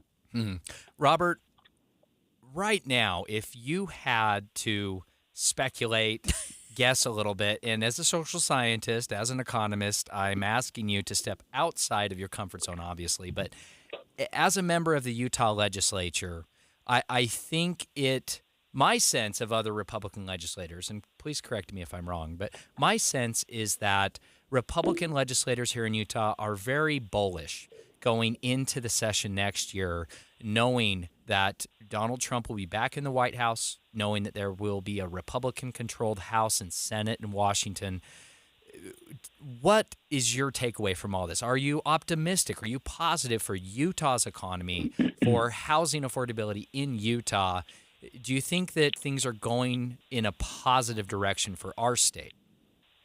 Yeah, well, but since I'm an economist, I'm going to give you a double-sided response. Please, yes, thank you. The short answer is yes, comma, but. Our state is doing great. We have strong employment growth. We have a low unemployment rate. We continue to see population growth in the state. We have a business-friendly environment. And then with the new administration coming in, I think you're going to see the legislature really embracing this deregulation and taking a step further. And I think you're going to see more pressure to cut taxes at the state level as well. Now, I'm also the vice chair of the budget committee in the House, and that's where I'm a little bit concerned. We are seeing some softening of our revenue collections, of the tax revenue coming into the state. It's not dramatic, but it's enough that we say, okay, we need to be careful. We need to set aside revenue. We need to make sure that we're planning for that potential of a rainy day. We don't see it as a high potential, but it's there. All right, Robert, let me ask you a question. I love how Taylor's always like, speculate for us. So I'm trying not to do that to you. But one of the most important issues for Utah voters this year was housing affordability. I'm wondering if you can talk about what you just said, like the softening of the revenue coming in. I don't know. Like, does that kind of rebound out into the economy, the ecosystem writ large, meaning like, will we see more issues with people trying to purchase homes? Like, will the Fed maybe reducing more interest rates make that easier? Just kind of talk to me about like how that affects housing. Yeah, and so one of the big themes that we've seen over the last few years is all this excess money that's been pumped into the economy. Nationwide, it's about $6 trillion of extra money was pumped into the economy. And so the thought was, once that money is gone, that extra money is gone, then you'll see the economy kind of even out. Consumer spending will slow down. We'll get back to normal. Now, what we're starting to see, if you remember back 3 years ago, we were talking about the K-shaped recovery, where the upper income will do well and the lower income might suffer. We're starting to see some of that dynamic where lower income households are out of that extra money. And we're starting to see credit card delinquency rates moving up a little bit. We're starting to see some stress. You saw that with the earnings of Walmart versus Target last year. But then if you look at the upper income or over 100,000, they still have that extra cash. And so we're still seeing that demand, but the demand is becoming more specific in specific areas. And so that's one of the concerns is, for housing specifically, people that have a house are doing fine, but it's people that are trying to get into their first home that are really suffering right now. Yeah. Robert Spenlove, member of the Utah House of Representatives, economist at Zions Bank, social scientist. Always appreciate you joining KSL Inside Sources. We look forward to having you back very soon to keep our listeners updated on the economy and everything related to it. Thank you, Robert. Thanks. Coming up after the break here on KSL Inside Sources, Leah, we are going to have a conversation about your party's nominee completely failing to connect with a huge demographic of voters. That's coming up right after this. It's 2:30 at KSL News Radio. I'm Dan Bomas. KSL's top local story this hour, the Division of Wildlife Resources using all its tools to try and keep large wildlife off the roads and keep cars from crashing into them. Spokesperson Faith Heaton-Jolly says it isn't just large migration bridges like the one in Parley's Canyon being built to divert animals. We've also installed a lot of underpasses, so culverts under the road. That's probably the most common that we use to mitigate some of these collisions. Jolly tells David Dujanovic about 10,000 auto versus deer crashes happen every year in the state of Utah. Our top national story this hour from ABC News. President Biden says Israel and Lebanon have agreed to a U.S.-brokered ceasefire to end the fighting between Israel and Hezbollah. At the White House, Biden also called for an end to the fighting in Gaza. And so now Hamas has a choice to make. Their only way out is to release the hostages, including American citizens, which they hold. The president says the agreement with Lebanon and Israel is meant to be a permanent cessation of hostilities. Your money at this moment, the Dow Jones average up on the day right now, 123 points at the close of trading, and NASDAQ up 119. The S&P 500 is up 34. And our KSL weather, the rain and snow that we've been promised has arrived. That's next. KSL News Time, 2:31.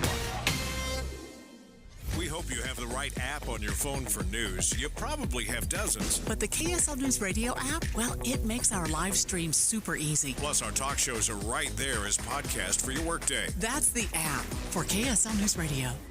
Now is the perfect moment to do what I did last year at this time, and that is to get on your SOTA weight loss journey. Why wait for a resolution in January? Your health can't wait. So now's the perfect time to join. Imagine going into 2025 in the best shape of your life. SOTA weight loss delivers fast results, but here's the thing, it's without drugs, shots, pills, or crazy side effects. You don't gain it all back when you're finished because SOTA works with you for the rest of your life. I let go of 70 pounds of fat weight over 5 months. Nothing feels better than looking down and seeing another 3 to 5 pounds come off each week. And the health benefits have been amazing. I lowered my A1C. I sleep better. Look, if you want proof, go to sotaweightloss.com. That's SOTA weightloss.com. Click on Request a Nutritionist Callback and take advantage of SOTA's biggest savings of the year and ask about the holiday special. SOTA will change your life for the better because it's, say it with me, Say of the R's. It's the Sound Warehouse Black Friday sale. Hurry in for the best selection. Save $70 on Kenwood video receiver, Apple CarPlay, Android Auto, and backup camera ready, $249. Save $100 on JBL base enclosure with 12-inch sub and 150-watt amp for only $229. Save $60 on Rockford Fosgate 500-watt one-channel amplifier, only $220 with special financing and leasing options. Warm up your ride. Remote start with module and basic installation labor, $349. Or a Mogden and Salt Lake Black Friday at the Warehouse. Sound Warehouse.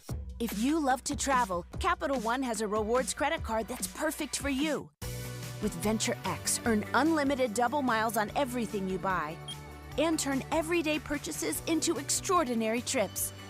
Plus, receive premium travel benefits like access to over 1,300 airport lounges where you just check in and chill out. Open up a world of possibilities with Capital One. what's in your wallet. Terms apply. Lounge access is subject to change. See CapitalOne.com for details. Febreze. So my home is also my office. And before I can focus, every room's gotta be clean. That means tidying up, then spraying my Febreze Air Mist.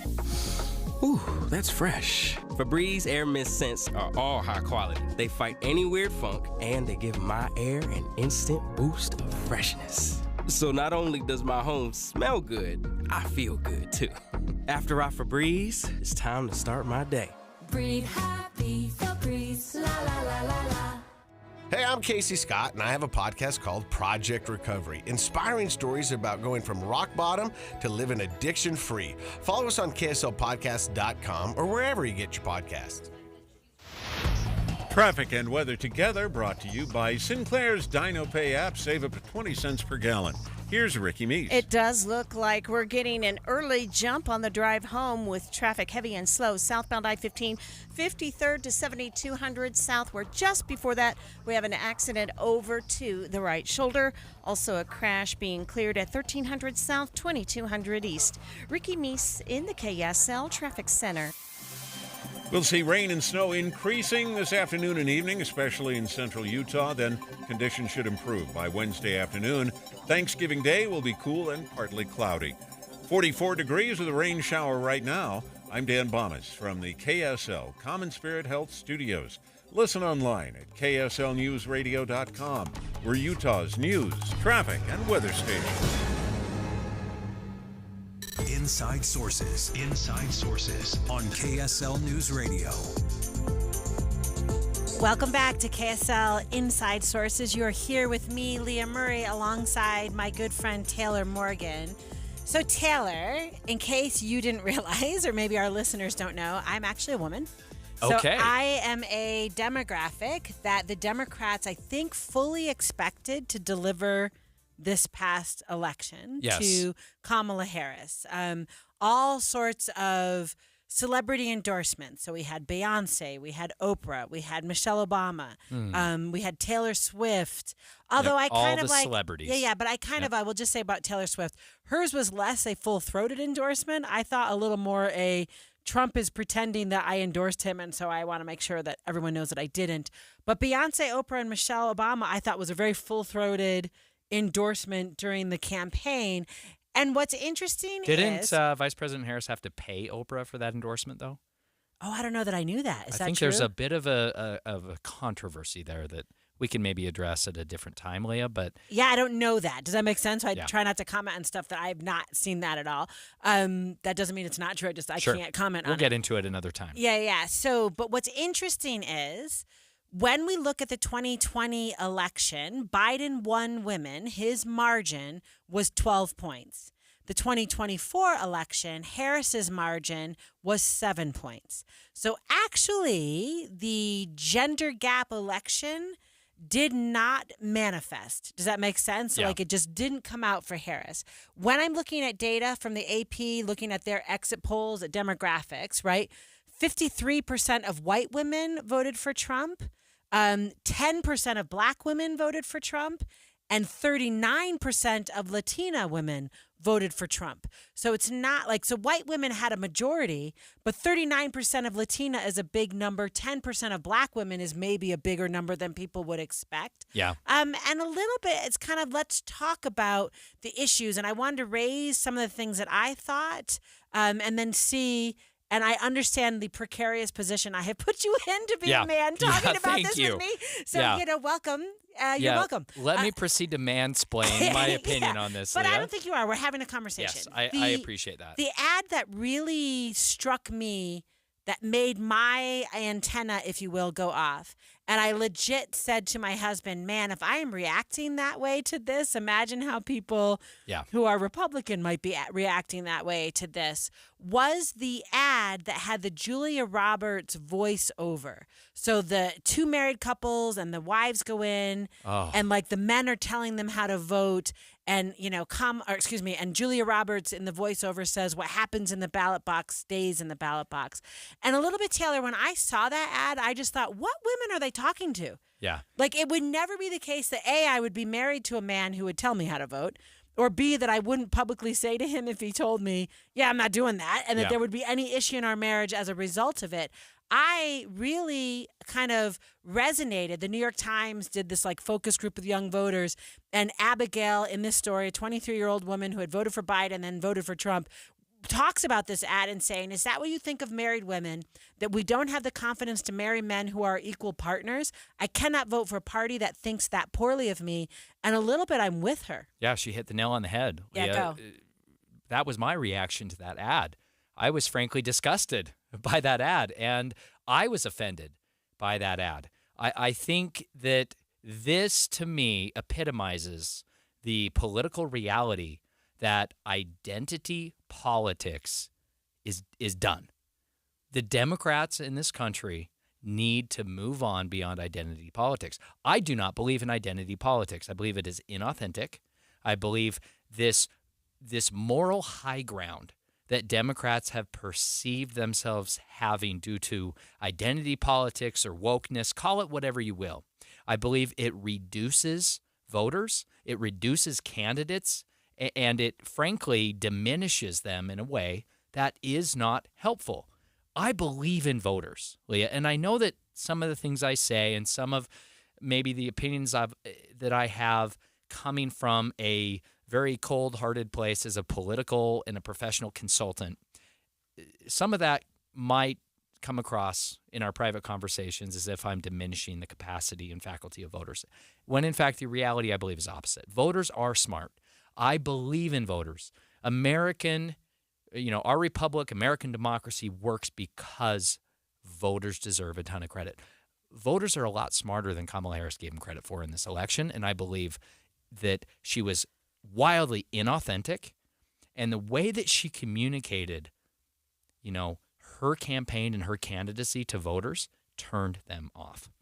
Yeah, no, and I think it's interesting. Like, I think you just said, like, the Harris campaign was condescending to voters. I think Democrats are condescending to voters. Yeah. So you're saying what they're missing is the identity politics piece. And I think it's interesting because I want to call back a conversation you and I had when Kamala Harris became the nominee. And your wife was super excited about it because a woman was running. And then it almost immediately gets diminished because it was white women, are you going to do your part? Yeah. Right. So there was this interesting kind of we're going to scold white women to make sure they do their part. So if you were leaning into identity politics, you immediately fractured the identity of woman. Absolutely. By race, right? So you couldn't actually deliver on it. Go. This is I have such a great story here personally about exactly this. And I want to be careful that I don't want to speak for my wife. Yeah. I can relay my experience of her reaction in this moment, Leah, but, she has her own story. She voted however she voted. Whatever. That's doesn't private. Matter. Whatever. Yeah. It doesn't matter, right? It doesn't matter. But I clearly remember this moment. We had been out on the houseboat at Lake Powell with extended family for a week off the grid. And as we were driving home, coming back into the grid, we were both in real time processing a lot of information. Biden had stepped down as a candidate while we were on the lake. Kamala Harris became the party's nominee while we were on the lake. And as we were driving home, my wife was excited. Right. We started off this drive home from Lake Powell, and she was genuinely, personally excited about the possibility of having the first female president of the United States, regardless of who it was.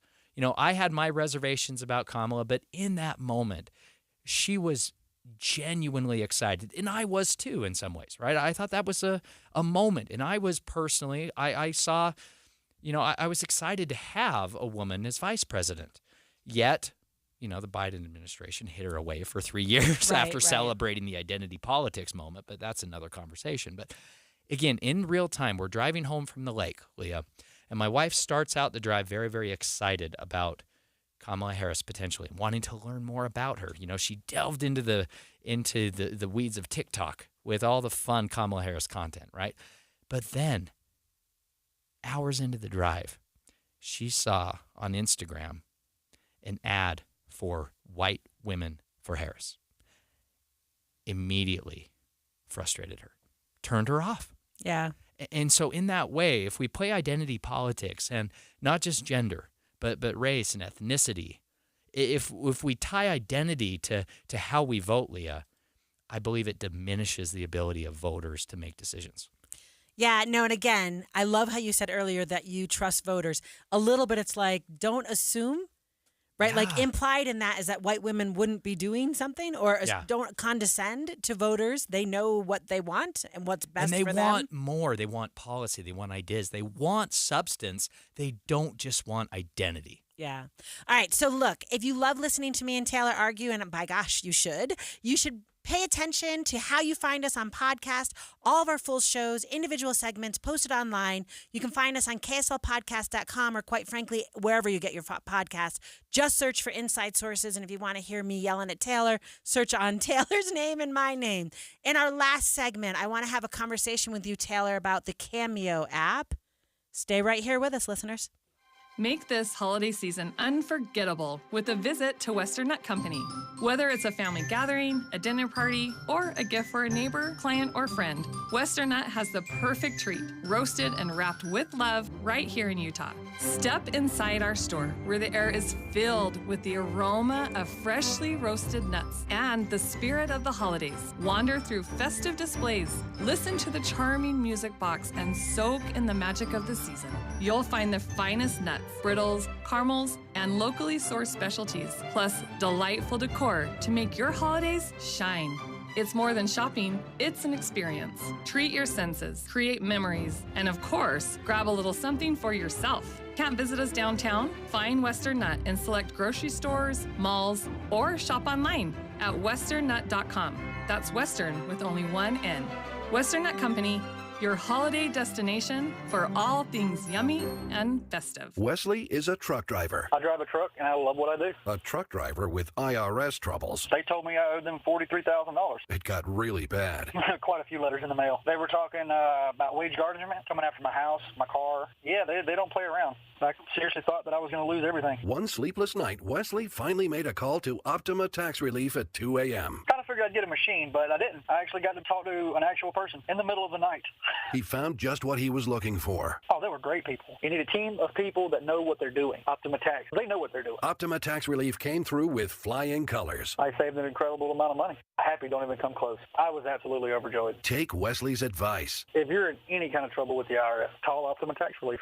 Don't trust anybody else. Call Optima for a free consultation. Call 800-343-6460. 800-343-6460. 800-343-6460. Optima Tax Relief. Some restrictions apply. For complete details, please visit OptimaTaxRelief.com. Hi, Grandma. What's for dinner? Hey, honey, I'm making stew tonight. Ooh, can Nina come over? I'm not sure about our new friend. I wonder if there's been any drinking going on. Alcohol at her age can lead to so many bad things. I've been meaning to ask you, what would happen if someone offered you a drink? Grandma? This is hard. She's so young, but I know I need to talk to her about it now before someone tries to give her alcohol. If anyone ever does offer you a drink, I want you to say no. I have too much respect for my family, and I don't want to get in trouble. Okay. Really? I promise, Grandma. I love you too. Okay, how about tasting this stew and telling me what you think? Some children may try alcohol as young as 9 years old. It's not too early to talk about drinking. For tips on how to begin the conversation, visit underagedrinking.samhsa.gov. That's underagedrinking.samhsa.gov. This message brought to you by SAMHSA and this station. Often, we see people we don't know, sleeping on the sidewalk or maybe asking for money. You may think to yourself, wonder how this person ended up in that situation. The rescue mission of Salt Lake changes people's lives and helps them become the person they were truly meant to be. They just need a little help to get back on track. The rescue mission relies 100% on public support and receives no government funding. Those small donations can add up to transform someone's life. In as little as 12 months, a person can move from homelessness to stability, gain an education and life skills mentoring, to employment, housing, and self-sufficiency. Additionally, the rescue mission provides daily meals and offers an emergency shelter every night, plus hygiene, clothing, and a warming center, all to help those on the street get off the street and change their life. Visit Rescue Mission of Salt Lake now. That's rescuesaltlake.org. because a little donation goes a long way. Any Hour Services can help you make sure your furnace keeps you warm this winter. Whether you need a tune-up, a repair, or a second opinion about replacing it, call Any Hour Services or visit anyhourservices.com. Hey everybody, it's Casey Scott, and I have a podcast called Project Recovery. I talk about my own journey from addiction to a lifelong one in recovery. I'm joined by my good friend and a clinical psychologist, Dr. Matt Woolley. You know, it's your story, Casey, but we also hear inspiring stories of others who join the show from rock bottom to living a life of recovery. That's Project Recovery, a show about addiction, but more importantly, it's about recovery. Follow us for free on KSLpodcast.com or wherever you get your podcasts. With the three things you need to know this hour, I'm Dan Bomis. First, an agreement between Israel and Lebanon could stop the fighting with Hezbollah along the border. Second, Utah's governor is backing President-elect Trump's plan to deport undocumented migrants with criminal records.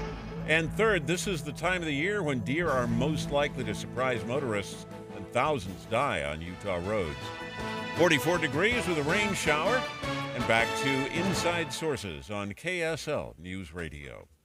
Inside Sources on KSL News Radio.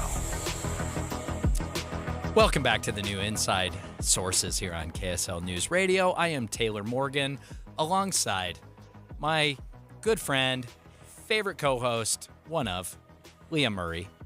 Always appreciate the conversation we have, the debates we have, the disagreement. I appreciate that you push and challenge me to maybe rethink, reconsider some of my preconceived opinions. I think that's always a very healthy thing, even though in the end, typically I'm still right, even after Even you though I'm challenge wrong me. about everything. No, you're not. You're just a Democrat, and I appreciate having that kind of competition of ideas. I think it is healthy. It's a good balance to have, and I'm just joking, of course, Leah. You're usually right, and I'm usually wrong. I just pretend the case is otherwise. But Leah, we now get to talk about a bit of not a controversy, but some questions around the ethics of a relatively new social media platform that is designed for some influencers, maybe C or D-list celebrities, to make a little cash on the side, Leah. So, Taylor, have you ever received a Cameo video? I have not received a Cameo video, but I'm hoping that changes. The way to my heart these days for Christmas, perhaps, Leah, could be a cameo from none other than former Florida Congressman Matt Gaetz. Yeah, so I want to talk about quick. Cameo is an app, and you said it's B-list, C-list, D-list, like influencers. But I want to tell you that my cousin got my dad for his birthday a cameo from Arlo Guthrie. So he got this. Who is that? He's a singer, so Okay. not an influencer in any way. Arlo Guthrie? Yes. I don't know who that is, Leah. Okay, we'll have a conversation offline about So- all the things you need to learn about America. An E-list celebrity, So, perhaps? yes. So Arlo Guthrie, and it basically is saying to my dad, like, happy birthday. It made my dad's whole year. Do you know what I mean? It was the best present he got. Yeah. Because it's one of his favorite singers, right? This whole Tell thing. our listeners how this works. Yeah, so basically you pay. So my cousin paid the app to get to Arlo Guthrie to record a message for my dad. Does that make sense? You get a custom video. Let's listen. So how do I say? I think that's probably a really cool thing. I want to be clear that I'm not saying Cameo is a problem. Does that make sense? Like, Right, I think yeah. that's really a good, cool thing. Well, the questions around ethics, Leah, here now become relevant with the Cameo app because it's interesting here. Matt Gaetz is not the only political celebrity that is taken to Cameo to make some cash on the side. Of course, we have some audio from Colorado Congresswoman Lauren Boebert, who is back in the news today, facing some controversy around her use of the Cameo app as well.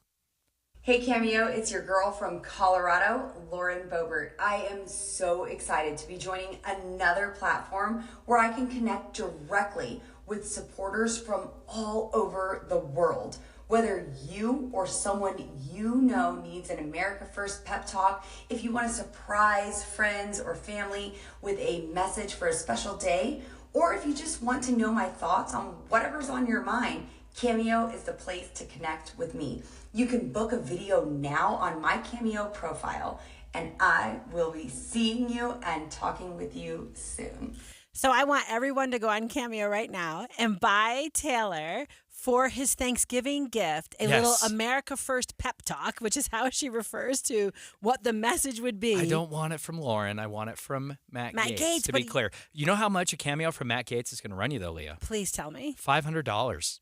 Isn't that like the going rate? Or do you think like if you're super more famous, you can charge more? I imagine the singer that did the cameo for your father, was it? Yes. That was probably maybe $30 or $60. I'm not sure. It depends on who is doing the cameo. I would say that Matt Gaetz at $500 per cameo is probably on the more expensive end of the range. I'm not sure how much Lauren Boebert's were, but let's talk about this Lauren Boebert. Right, so here's the deal. Matt Gaetz is no longer in Congress. Right. George Santos is also on Cameo. Of course if you he wanted is. to get from him, Yeah. no longer in Congress. The problem for Lauren Boebert, she's actually a member of Congress. So the reason she is famous is because she is in Congress. So the Ethics Committee rules Or say... is she in Congress because No, you never heard her name until she got into Congress. Come Okay, on now. you win So that. House members may not accept an honorarium for a speech, a writing for publication, or other similar activity.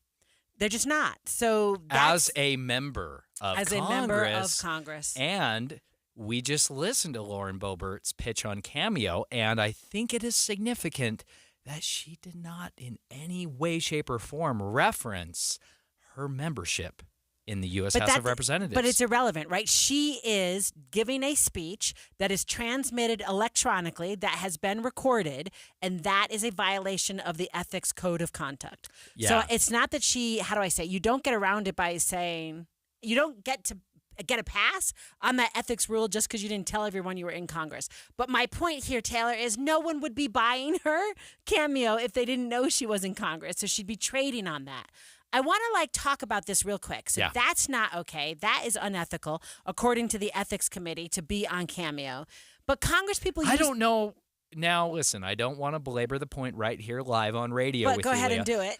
I think that this is where the question lies. It is yet to be determined whether or not her participation on Cameo. So that audio we just played, she's already pulled down because she knows I'm right. The Ethics Committee might revisit its Yeah, well, let's see if they do. Cameo is relatively new. The House Ethics Committee in the past has prohibited speeches or honorariums, right? But there's a question among some. Is that fair? I'm not taking her side of this, Leah. My point is that it's not necessarily cut and dry.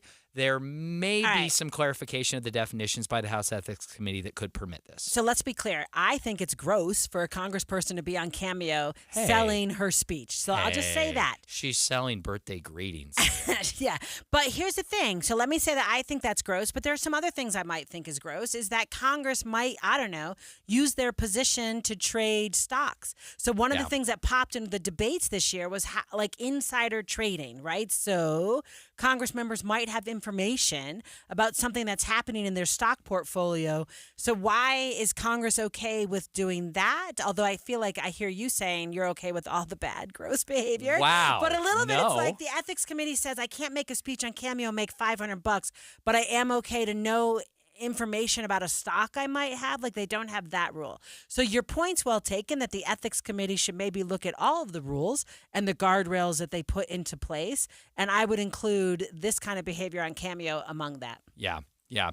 Well, and to your point, to give you credit, Representative Lauren Boebert did delete her Cameo page. Right, because someone told her, don't do this. Just one day after it went up. So I think this was a situation in which there was some question perhaps in her mind or in the minds of some of her staff about whether Cameo was appropriate or not.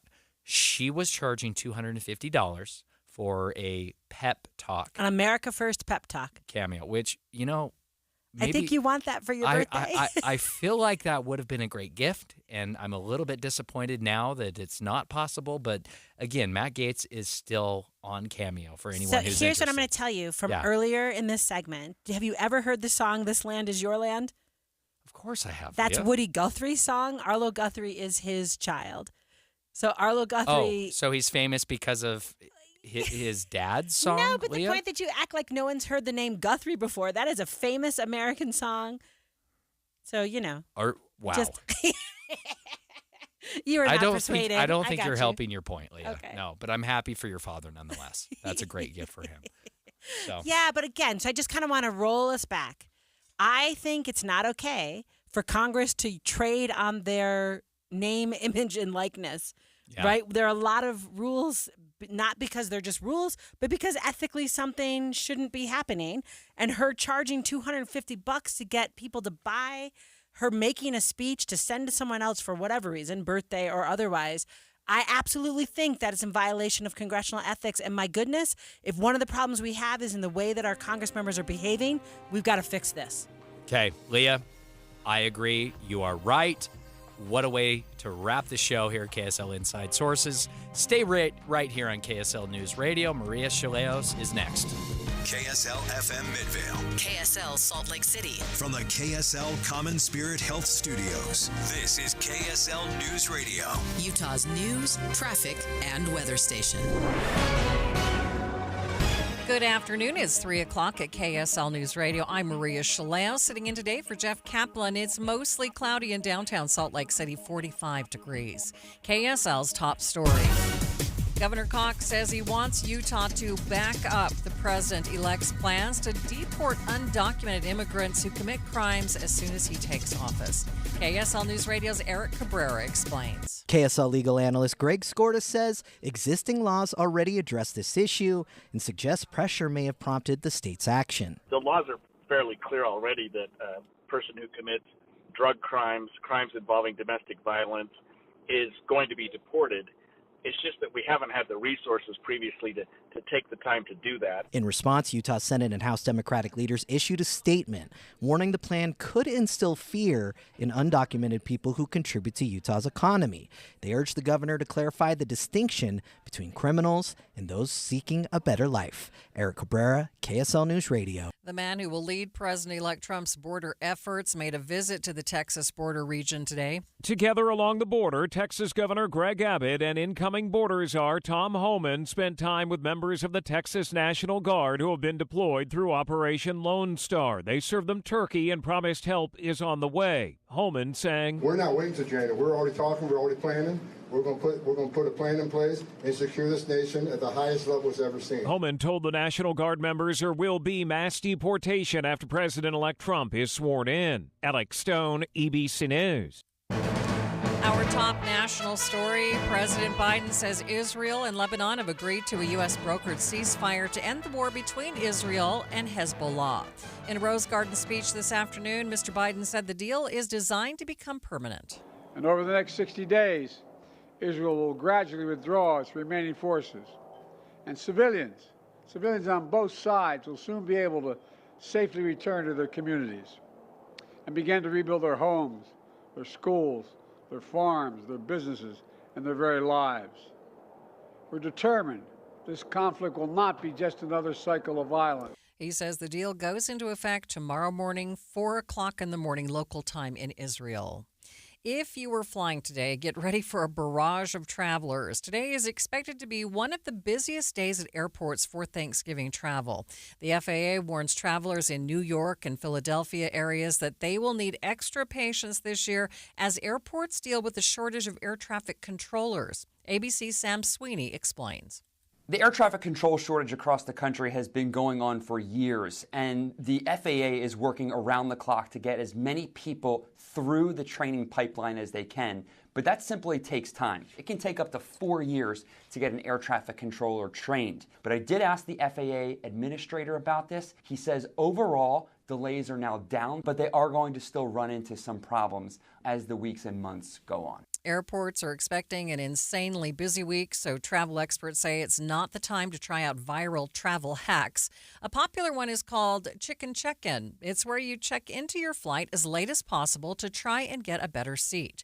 Travel expert and owner of Wren International, Doug Wren, says this is not a good idea. Besides not getting a seat on a plane and having to wait for the next available flight, you probably end up in a worse seat. Wren says those without an assigned seat are always first to get booted off an overbooked flight, so if you want a roomier seat, you're just going to have to pay for it. An appeal to keep a San Jose State volleyball player on the sideline during the Mountain West tournament has been rejected. Yesterday, the federal judge in Denver ruled that the alleged transgender player could compete in the Mountain West Conference's women's tournament. That's happening this week in Vegas. The 11 players, including one from USU and a coach, filed an appeal to that ruling, which was rejected today. The Big 12 is looking into a leaked halftime video from the BYU locker room during the Arizona State game last weekend. The video posted to X after the game looks to be from the BYU locker room at halftime during last weekend's game. It isn't clear who recorded the video, but head coach Kalani Sitake says it is enough of a concern for the Big 12 to investigate. Big 12 is looking into it. They're reviewing everything that happened in the game, from on the field when the game happened to the penalties to all these different things. The video itself is not related to BYU's game strategy, but is still a violation of what was supposed to be private among teammates. Sitake says he trusts the Big 12 leadership to handle the investigation and says he's more focused on winning this week's final game of the regular season. I'm KSL News Radio's Alessandra Gurr. The Big 12 Conference has fined Arizona State $25,000 after fans stormed the field before the game was over in Saturday's game against BYU. Commissioner Brett Yormark issued a statement saying the safety of student athletes and all game participants is their foremost priority. He went on to say the conference will continue to work with universities on event management policies at all venues. KSL News Time, 3:05 with First Look Traffic. Here's Ricky Meese. We do have an accident in Spanish Fort Canyon. This is eastbound on Highway 6 at Soldier Summit.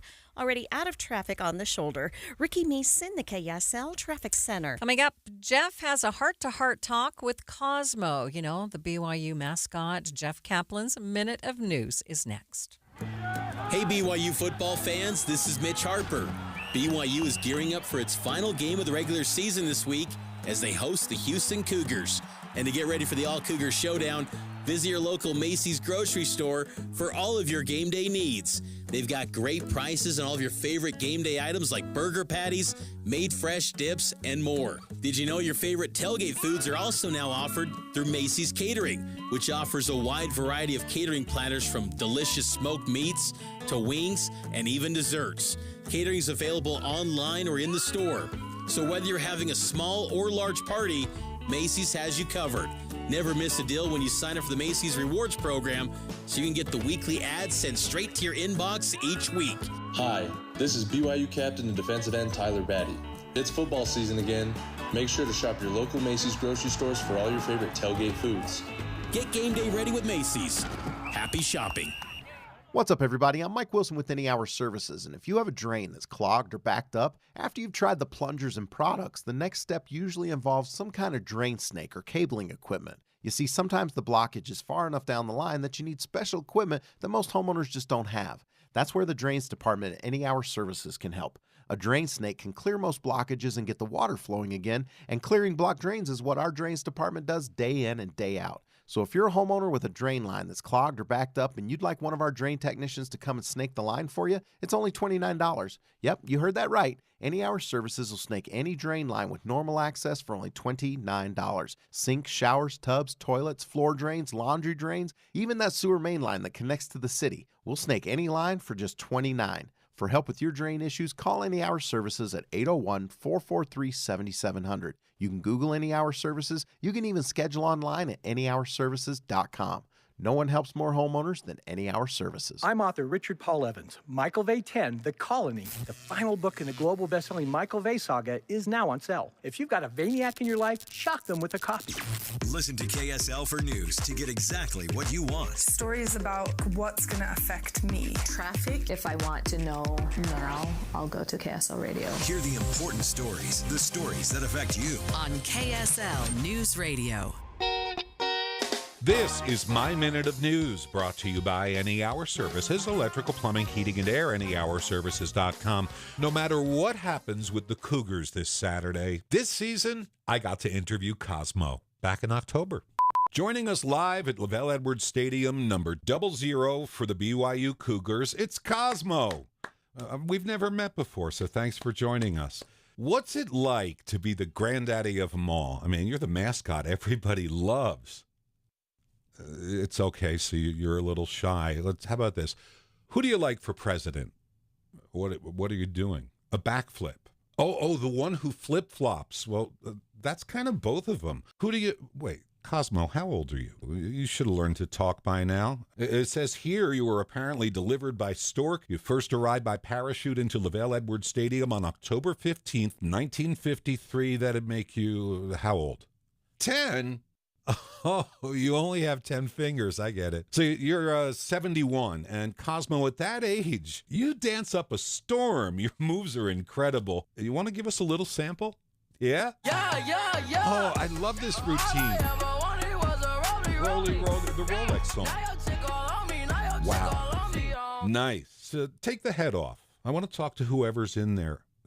Finger over your mouth. Oh, it's a secret. I apologize. So there's the one cougar in Utah they don't tranquilize. Oh, get up. Don't make like you've been tranquil. Stop being a drama queen or drama king. What are you anyway? Boy, girl? Cosmo is shrugging. It says here you were first played by a woman in 1956. So you're either? I don't want to get into this. Never mind. Jeff Kaplan's Minute of News, only on KSL News Radio. Traffic and weather together. It's brought to you by Sinclair's Dino Pay app. Save up to 20 cents per gallon. Ricky, those wet roads causing problems? They are actually in the process of drying out in many places, including southbound I-15 in Salt Lake County, where we do already have traffic filling in and slowing down between 53rd South Murray to 90th South Sandy. But from Sandy to Provo, you are good to go. In Utah County, we do have an accident. Eastbound Highway 6 in Spanish Fork Canyon near Soldier Summit. It's out of traffic on the shoulder. The rest of your Salt Lake County freeway is not bad. The exception is westbound I-80, where we've had emergency pothole roadwork repair. And this is westbound I-80 between 5600 and 7200 west. A right lane is blocked, and that's causing delays. Steve? Salt Lake City PD clearing up a crash right now. It's on Foothill Drive at about 23rd South. Otherwise, northbound 15 looking good from South Salt Lake up to South Willard, but southbound 15 a little thick and slow between Ogden and Sunset. And you'll see a few wet roads up and down the Wasatch Front as you head from Salt Lake up into Weber County. Southbound 89 is also busy at Harrison Boulevard. Transform your outdated kitchen with half-price granite, quartz, marble, and quartzite starting at $25 per square foot installed. Visit halfpricegranite.com. Affordable luxury. Steve Carlson in the KSL Traffic Center. A relatively warm storm is headed in. I've got highs in the 40s today with rain showers likely, snow in the mountaintops. Overnight 32, rain switching to snow showers. Not much in the way of moisture available Wednesday morning, but still, slight chance for some snow showers, then tapering off into Wednesday afternoon. From the KSL Weather Center, I'm Matt Johnson. And the rain has stopped. 45 degrees in downtown Salt Lake City. Still to come on Jeff Kaplan's Afternoon News, President Trump has promised to implement tariffs on several countries. We'll go in depth on that subject coming up, streaming live at KSLNewsRadio.com and the KSL News Radio app. We are Utah's news, traffic, and weather station.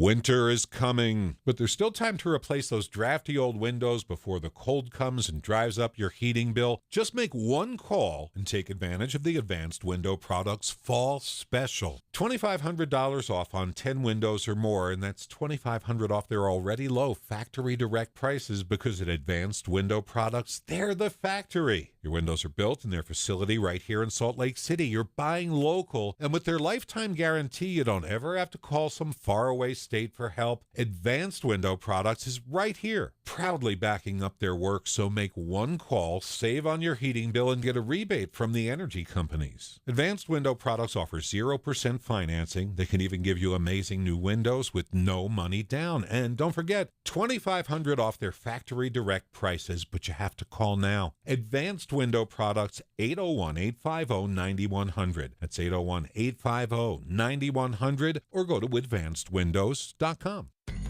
Alpine Home Medical, we bring wellness home. For the last 27 years, we've been honored to serve our community as the highest rated home medical supplier in Utah. Hi, I'm Jay Broadbent with Alpine Home Medical.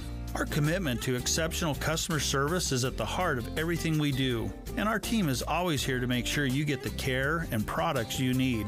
Whether it's oxygen solutions, CPAP supplies, or expert home safety advice, we do it all. As a Best in State winner for the last 14 years and highest rated on Google, Alpine Home Medical is not just a provider, we're a trusted partner in your healthcare journey. So swing by any of our 11 locations today and experience firsthand what makes Alpine Home Medical a 5-star experience. See us at alpinehomemedical.com. Alpine Home Medical, we bring wellness home. That's alpinehomemedical.com. Life can feel hard or overwhelming sometimes, but you don't have to face things alone. Getting help for yourself or someone you're worried about starts with a call or text to 988, where you always have someone to talk to, someone to help you, and somewhere safe to go.